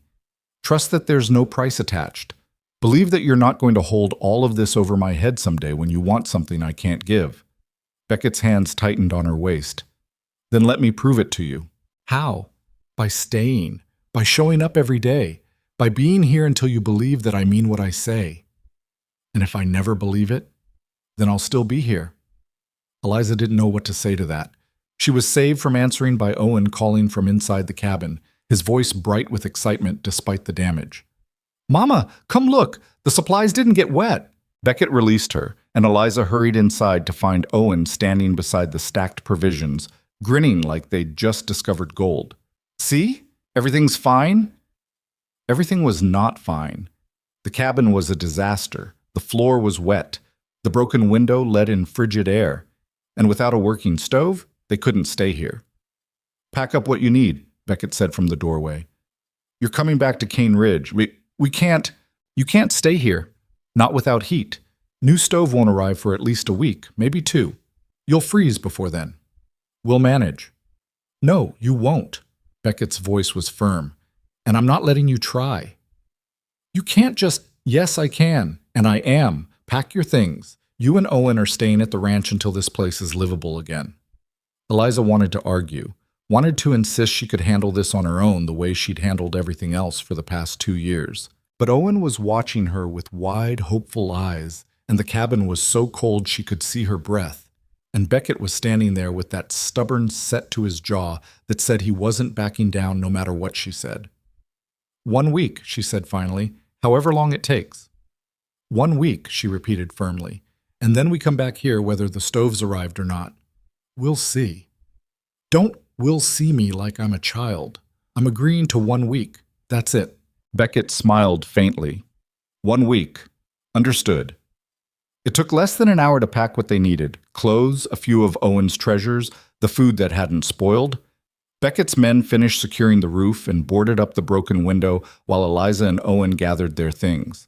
When they were ready to leave, Eliza took one last look at the cabin. It looked small and sad, and impossibly fragile against the vast white landscape surrounding it. But it was hers, and she wasn't ready to give up on it yet. The return to Cane Ridge felt different this time, less like a rescue and more like a surrender.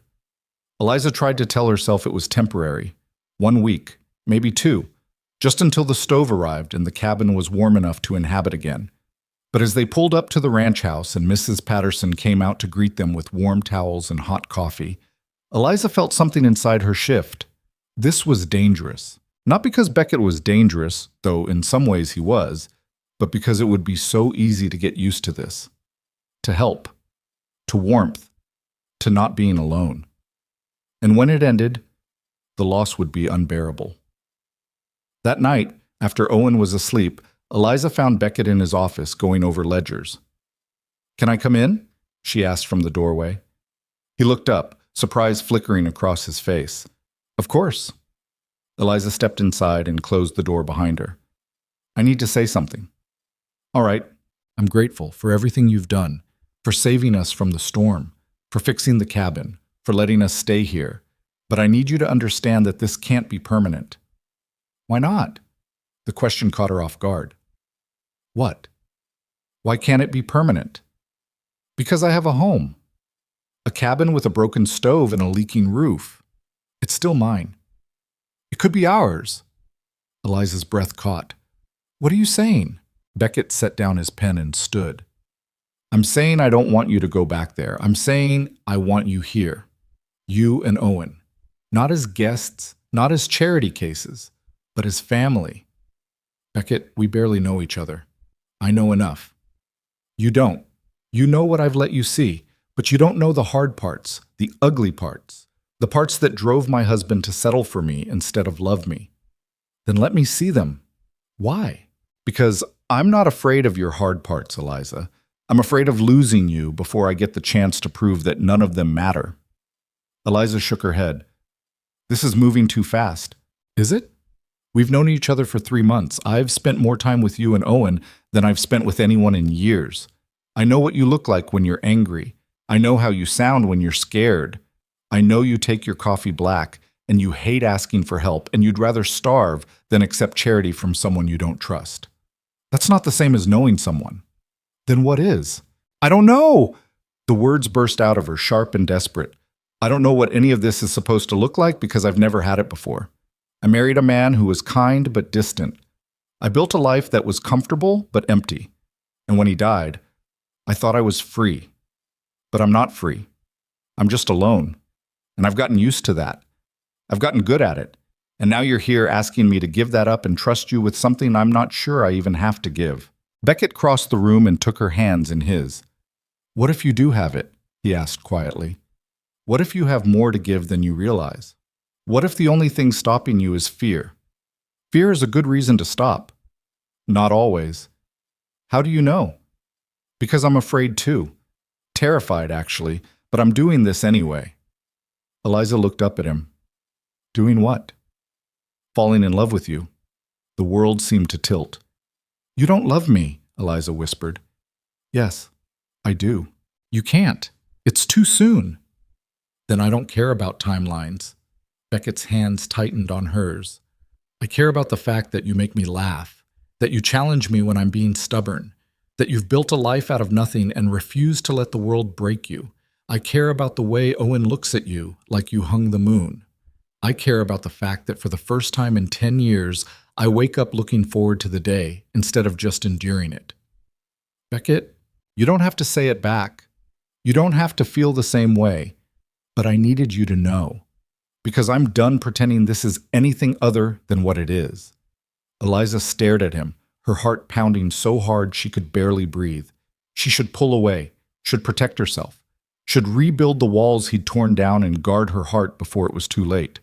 But it was already too late. She'd fallen for him weeks ago, maybe even months ago, and no amount of fear was going to change that. "I'm terrified," she whispered. "I know. I don't know how to do this." "Neither do I."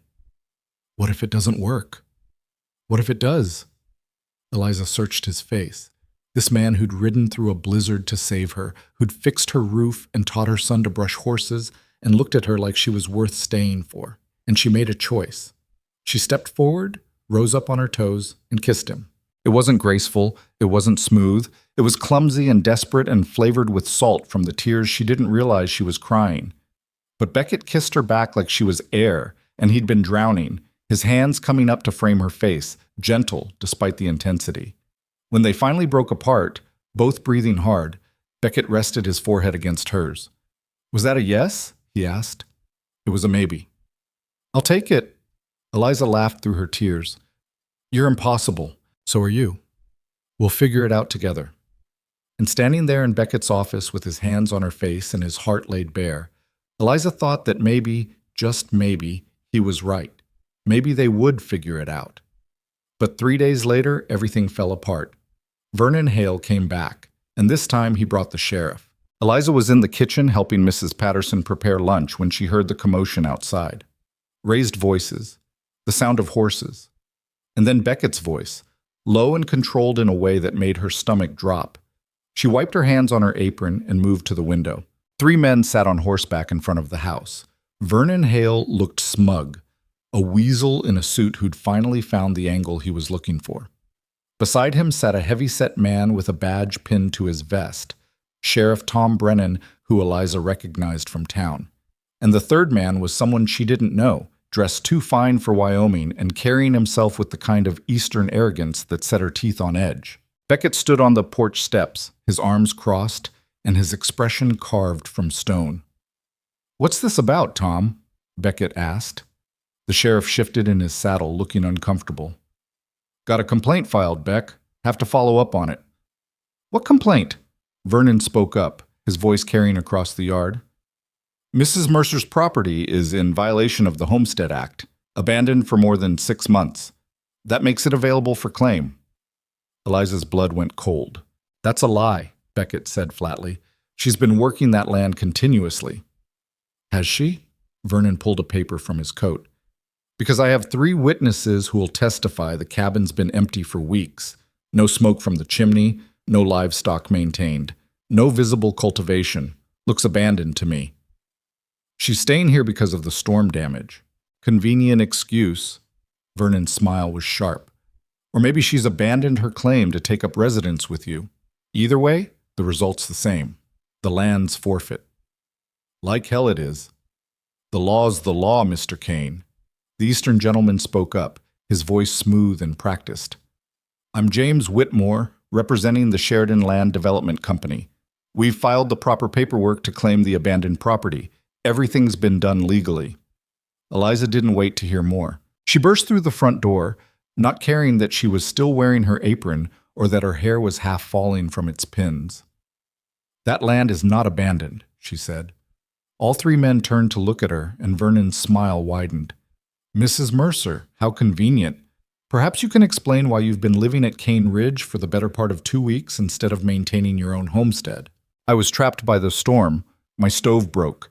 Mr. Kane was kind enough to offer shelter until repairs could be made. How charitable of him. Vernon's tone suggested he thought it was anything but.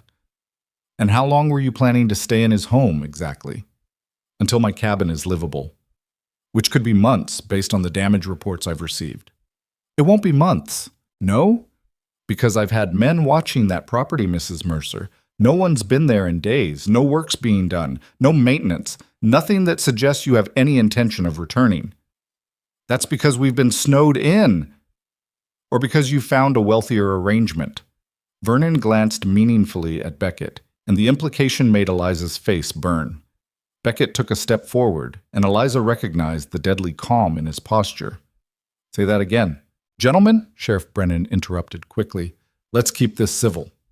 There's nothing civil about calling a woman's character into question, Beckett said, his voice quiet and dangerous. I'm calling facts into question, Vernon replied.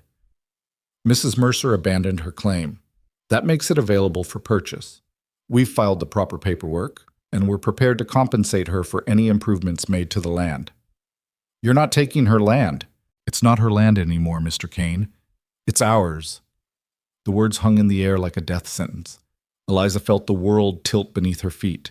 Everything she'd fought for, the cabin, the homestead, the life she'd tried to build for Owen, was being taken away by a technicality and 3 men who saw opportunity in her suffering. This is my home, she said, her voice shaking. I've worked that land for 2 years. I've paid the filing fees. I've met every requirement. Except the residency requirement, Whitmore said smoothly, which states that the claimant must maintain continuous residence on the property. You haven't been in residence for nearly 2 weeks. Because of a storm. Intent doesn't matter, Mrs. Mercer. Only facts, and the fact is, you abandoned your claim. I didn't abandon anything. Then where have you been sleeping? Vernon asked pointedly. Because it hasn't been in your cabin. Beckett's hands clenched at his sides. Tom, you can't seriously be entertaining this. The sheriff looked pained. Beck, I don't like it any more than you do, but if they've filed the paperwork and the land's been abandoned, it hasn't been abandoned. Then Mrs. Mercer needs to return to it. Today, and maintain residence until the claim's solidified. The cabin doesn't have heat. That's not my problem, Beck. That's hers. Eliza felt like she'd been punched. The sheriff wasn't cruel, he was just doing his job, but the result was the same. She had to choose between her land and her safety, between her home and freezing to death trying to keep it. How long do I have? She asked quietly. Whitmore consulted his papers. Eviction notice will be posted in 48 hours if you don't resume residence. After that, the property becomes available for immediate purchase. This is robbery. This is business, Mrs. Mercer. Nothing personal. But it was personal. Eliza could see it in Vernon's eyes, and the satisfaction he took from watching her world crumble.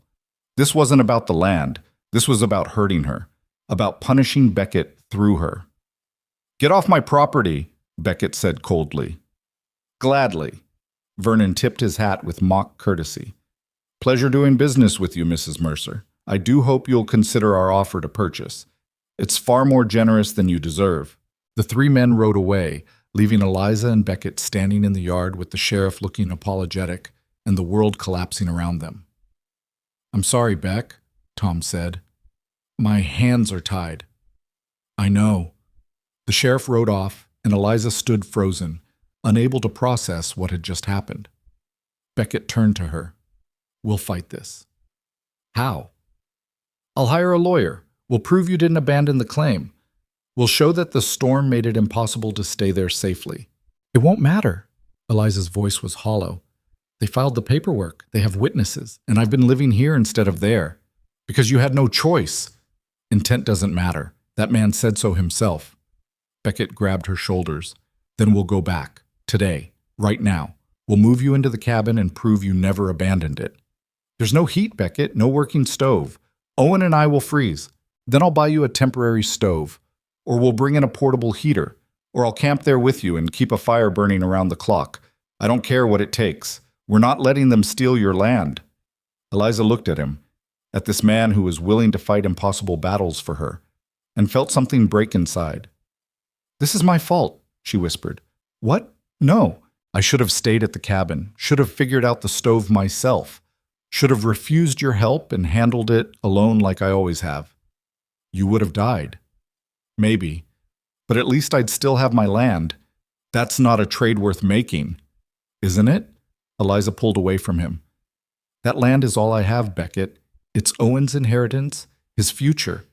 And I've lost it because I was too weak to survive a storm on my own. You're not weak, you're human. There's a difference.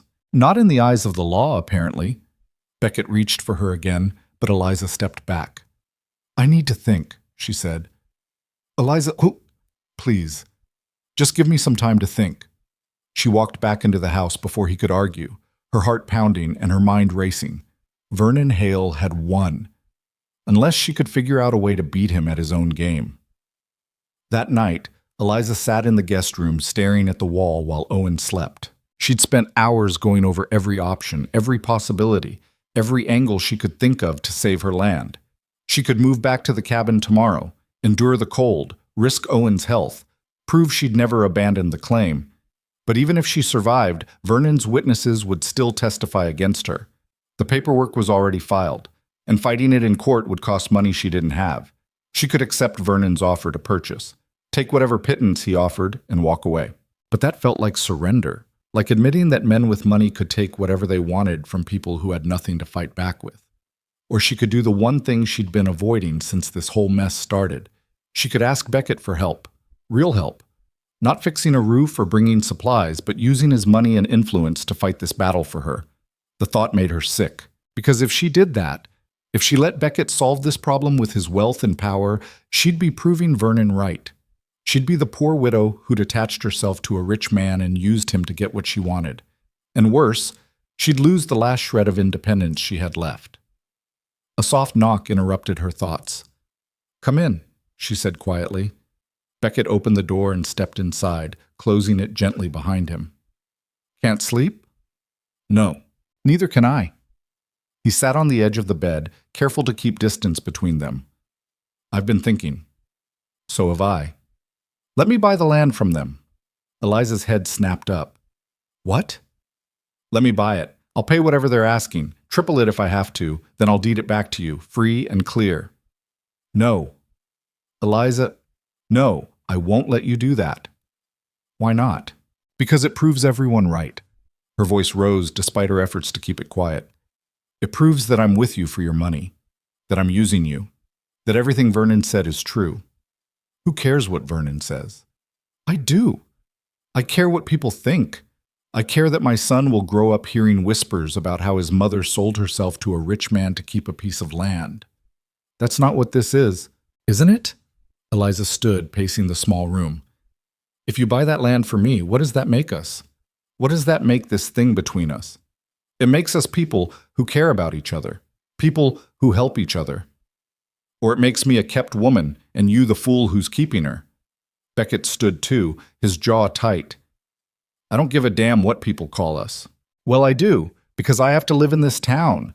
Owen has to grow up here, and I won't let him carry the shame of his mother being bought. I'm not buying you. I'm buying land. It's the same thing, and you know it. They stared at each other across the small room, both breathing hard, both trapped by impossible circumstances and pride that wouldn't bend. Then what do you want to do? Beckett asked finally. I don't know. We're running out of time. I know. 48 hours, Eliza. That's all we have. I know. The words came out as a shout, and Eliza immediately lowered her voice. I know, and I'm trying to figure out what to do, but every option feels like losing. Beckett crossed the room and took her hands. Then lose the land. Eliza stared at him. What? Lose the land. Walk away. Let Vernon have it. I can't. Yes, you can. It's just land, Eliza. Just dirt and wood and a creek that freezes every winter. It's not worth dying for. It's not worth sacrificing yourself for. It's Owen's future. No, you're Owen's future. You, not that cabin, not that homestead. You. Eliza shook her head, tears burning in her eyes. You don't understand. Then make me understand. That land is the only thing I've ever owned. The only thing that's truly mine. My husband's name might be on the deed, but I'm the one who's worked it. I'm the one who's bled for it. I'm the one who's turned it from a dream into something real. And if I lose it, I lose the only proof I have that I'm worth something. You're worth everything, Beckett said fiercely. With or without that land, with or without anything. You're worth everything, and the fact that you can't see that breaks my heart. Beckett, marry me. The words dropped into the room like stones into still water. Eliza froze. What? Marry me. Right now. Today. We'll ride into Sheridan and find the preacher and make this official. Have you lost your mind? Maybe. But if you're my wife, that land becomes community property. They can't take it from you without taking it from me. And Vernon Hale isn't stupid enough to go after my property. Eliza pulled her hands free. That's insane. Is it? Yes. You can't marry me just to save my land. I'm not marrying you to save your land. I'm marrying you because I love you. The land is just a convenient bonus. We barely know each other. I know enough. This is exactly what I was afraid of. Eliza's voice cracked. You sweeping in and solving all my problems and making me dependent on you in ways I can't escape from. Marriage isn't a trap, Eliza. It can be. It was for me before. Beckett flinched like she'd slapped him. I'm not your first husband. I know, but I'm still the same woman. Still the one who wasn't enough to be loved the first time. What makes you think this time will be different?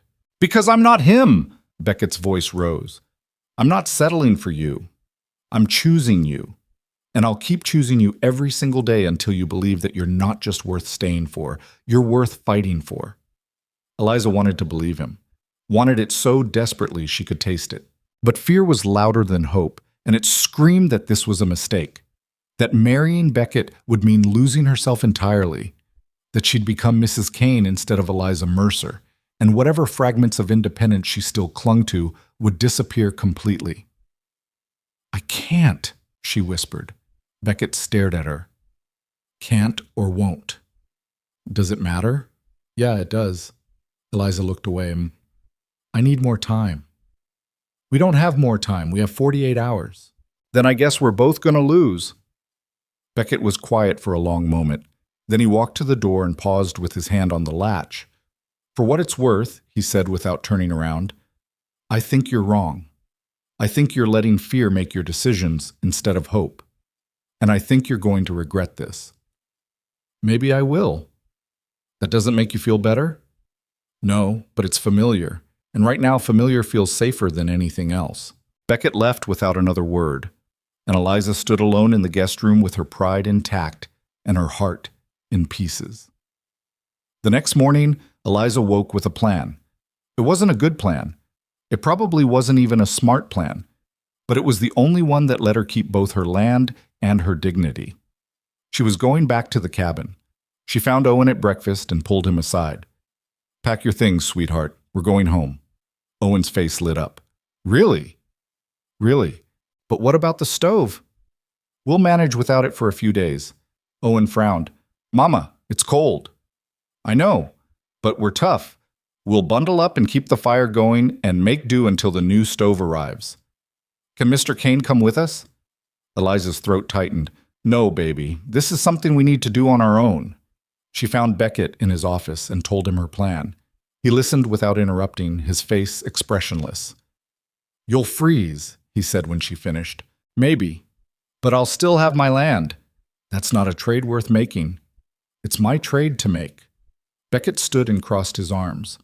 I'll send men with you. They can help set up a temporary shelter, get a fire going. No. Eliza, no, Beckett, I have to do this myself. If your men are there, Vernon's witnesses will say you're still supporting me, that I'm still dependent on you. The only way to prove I haven't abandoned my claim is to be there, alone. No help, no interference. You're being stubborn. I'm being smart. You're being suicidal. Then that's my choice. Her voice rose. My choice, Beckett. Not yours. Mine. And I need you to respect that. Beckett stared at her for a long moment. Then he walked to his desk and pulled out a thick envelope. If you're going to do this, at least take this. What is it? Money. Enough to buy a temporary stove or hire someone to fix the chimney or whatever else you need. I can't take your money. It's not mine. It's a loan. You can pay me back when you're able. Beckett, please. His voice cracked on the word. Please let me do this one thing. I know you need to prove you can handle this alone. I know you need to show Vernon and everyone else that you're not dependent on me. But please don't refuse help that could keep you and Owen alive.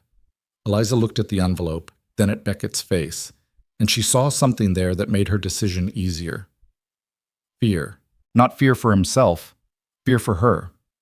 Okay, she said quietly. I'll take it. Relief flooded Beckett's expression. Thank you. But I'm paying you back.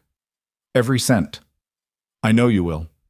They stood in awkward silence, both knowing there were 1,000 things that needed to be said, and neither knowing how to say them. Finally, Eliza stepped forward and kissed him on the cheek. Thank you, she whispered, for everything. Then she left before she could change her mind. The ride back to the cabin felt like a funeral procession. Owen sat quietly beside her in the wagon Beckett had insisted she take, sensing his mother's mood even if he didn't understand it. The sky was clear and cold, and the world stretched white and endless in every direction.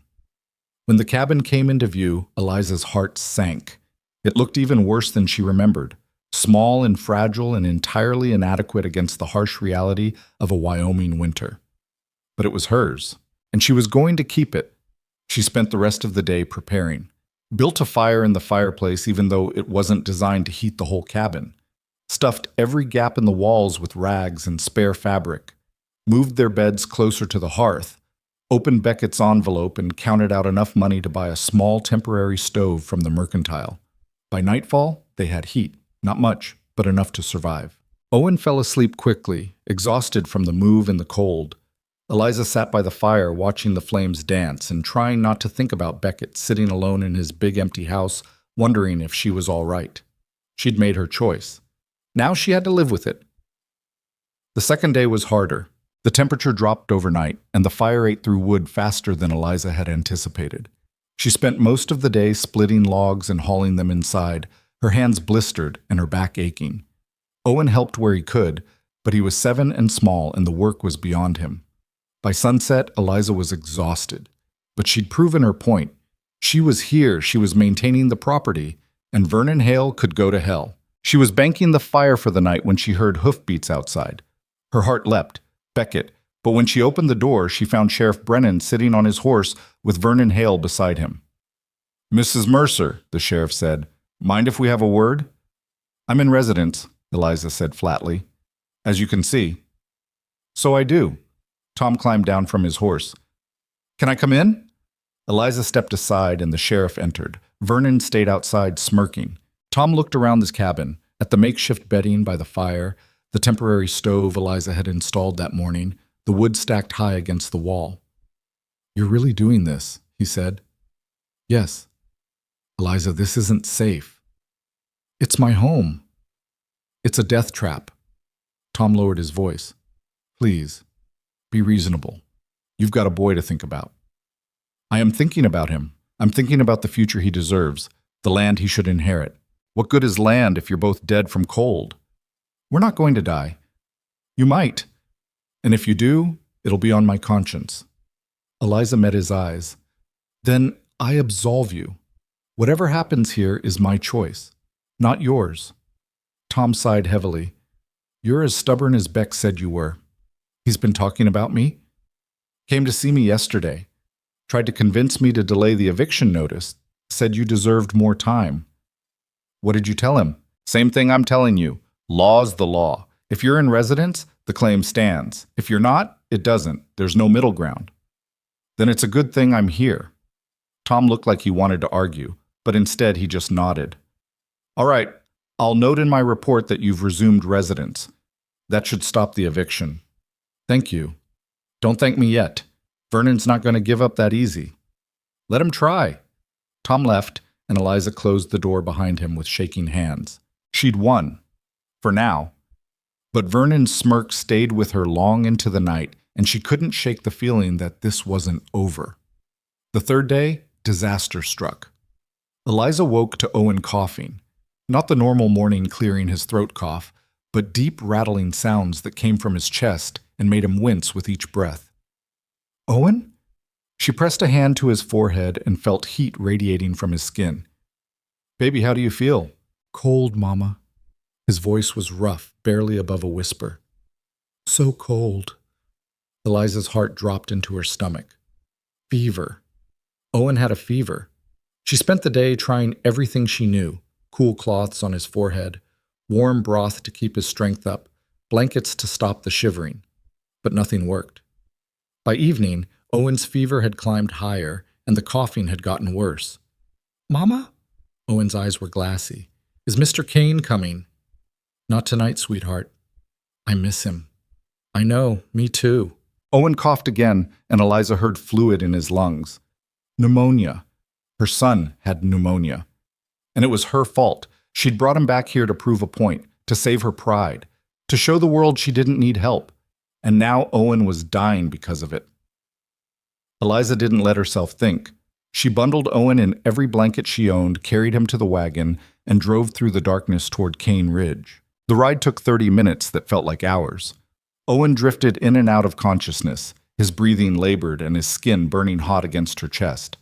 When Cane Ridge finally appeared, Eliza nearly sobbed with relief. She pulled the wagon right up to the house and started screaming. Beckett, help, please! The door flew open and Beckett appeared, took one look at Owen in her arms, and moved faster than she'd ever seen him move. Inside. Now. He took Owen from her and carried him straight to the guest room. Margaret, hot water and clean cloths, and send someone for the doctor. Mrs. Patterson appeared instantly, took one look at Owen, and ran.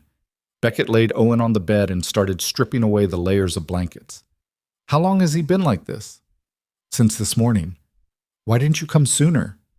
I thought I could handle it. Beckett looked at her, and Eliza saw fury and fear warring in his eyes. You almost killed him. I know. For what? Land? Pride? Some stupid idea that you have to do everything yourself? I know! Do you? Beckett's voice rose. Because from where I'm standing, you nearly sacrificed your son to prove a point. I was trying to protect him.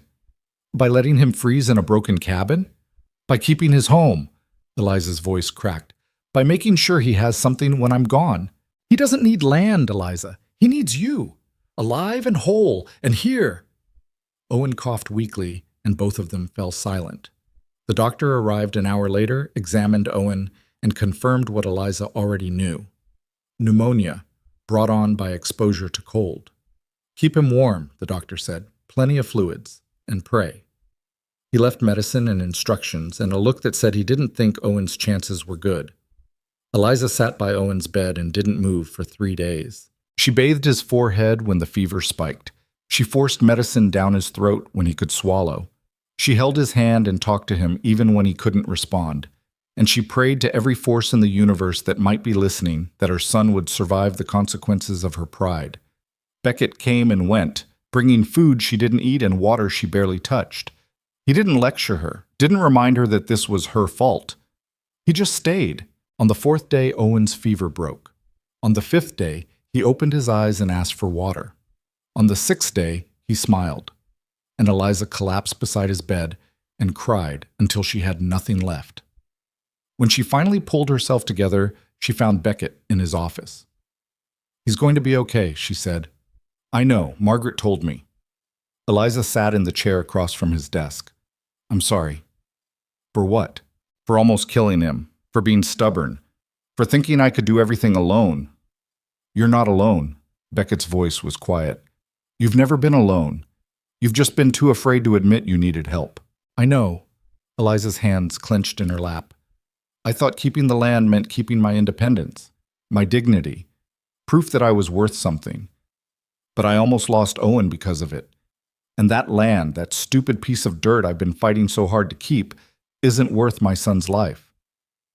No, it's not. So I'm done fighting. Vernon can have it. I'll sign whatever papers he wants. I'll walk away. As long as Owen is safe, nothing else matters. Beckett stood and walked around the desk. He crouched in front of her and took her hands. You don't have to do that, he said. Yes, I do. No, you don't, because I bought the land. Eliza stared at him. What? 2 days ago, while you were sitting with Owen, I rode into Sheridan, found Vernon Hale, and bought your homestead from the Sheridan Land Development Company. Beckett, no. It's done, Eliza. Deed's already filed. The land is mine. You had no right? I had every right. Because I love you. And I love Owen. And I'll be damned if I let you lose everything because you're too proud to accept help. Eliza pulled her hands free and stood, pacing the room. This is exactly what I didn't want. I know. I told you not to. I know.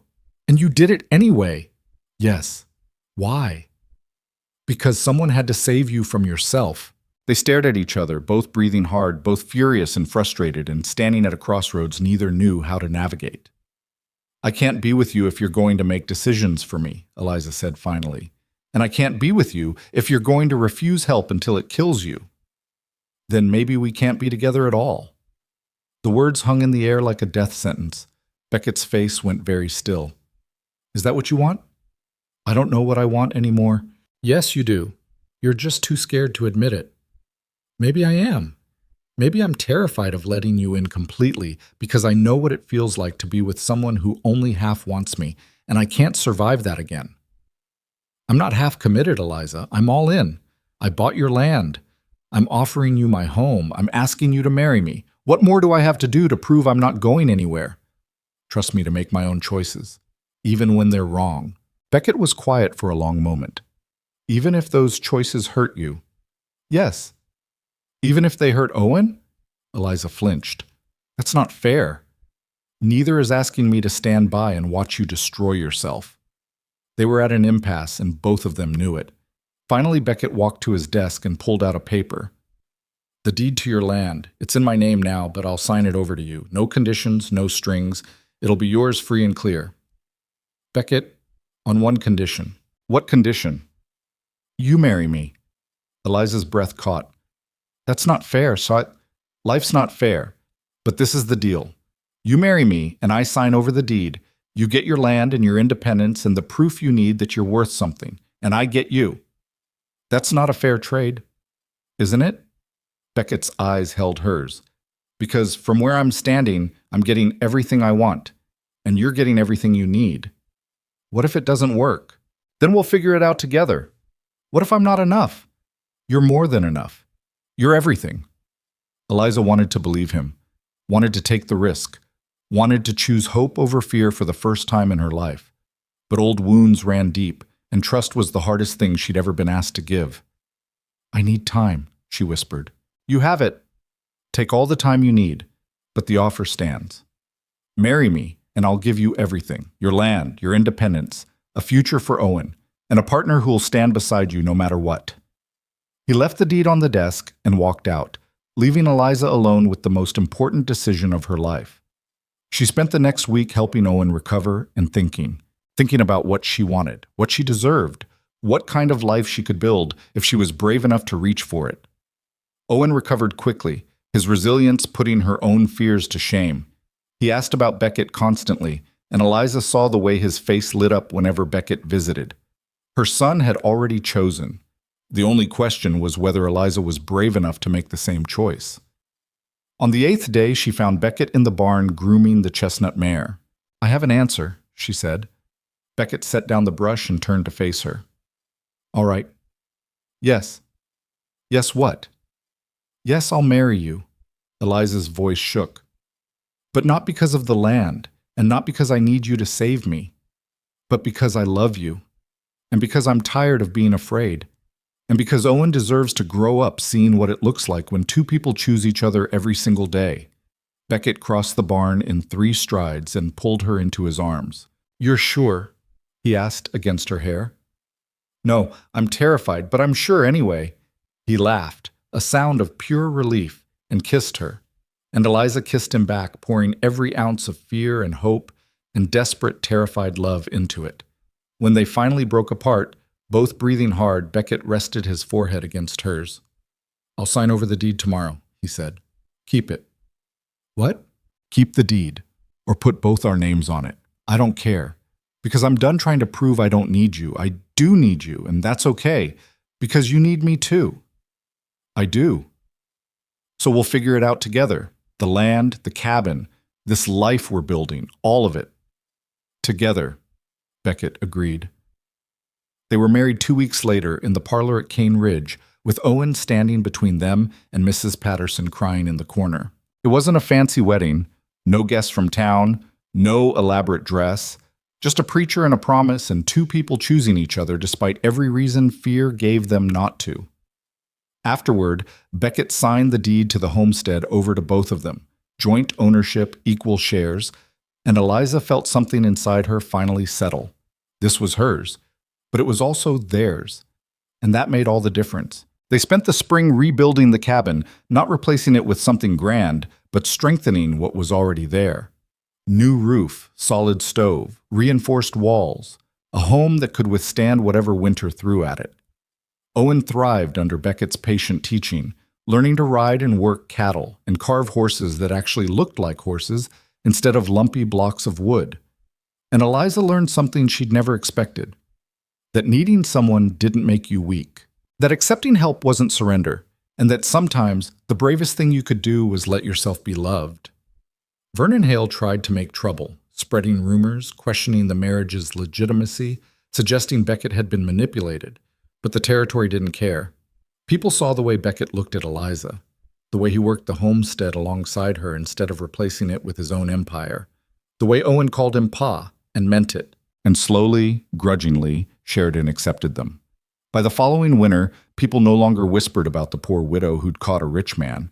They talked about the couple who'd chosen each other against all odds, about the cattleman who'd found something more valuable than land, about the woman who'd survived loss and poverty and pride to build something real. On a clear January morning, Eliza stood in the doorway of the cabin, watching Beckett teach Owen to break ice on the water trough. The homestead was thriving, the cattle were healthy, and the life they'd built together felt more solid than any deed or document ever could. Beckett looked up and caught her watching. He smiled, that small, private smile he reserved just for her, and Eliza felt warmth spread through her chest. She'd spent so long believing she wasn't worth staying for. But Beckett had proven her wrong, every single day, through blizzards and sickness and pride that nearly destroyed them both. He'd stayed, not because he had to, not because he owed her anything, but because he'd chosen her, and she'd finally been brave enough to choose him back. Owen ran toward the cabin, his breath fogging in the cold air, shouting something about the new calf that had been born overnight. Beckett followed at a slower pace, his eyes on Eliza the whole time. And when he reached the porch, he pulled her close and kissed her forehead. "You all right?" he asked. "Better than all right," Eliza said. "I'm home." "Yeah." Beckett looked out at the land they'd fought so hard to keep. "We both are."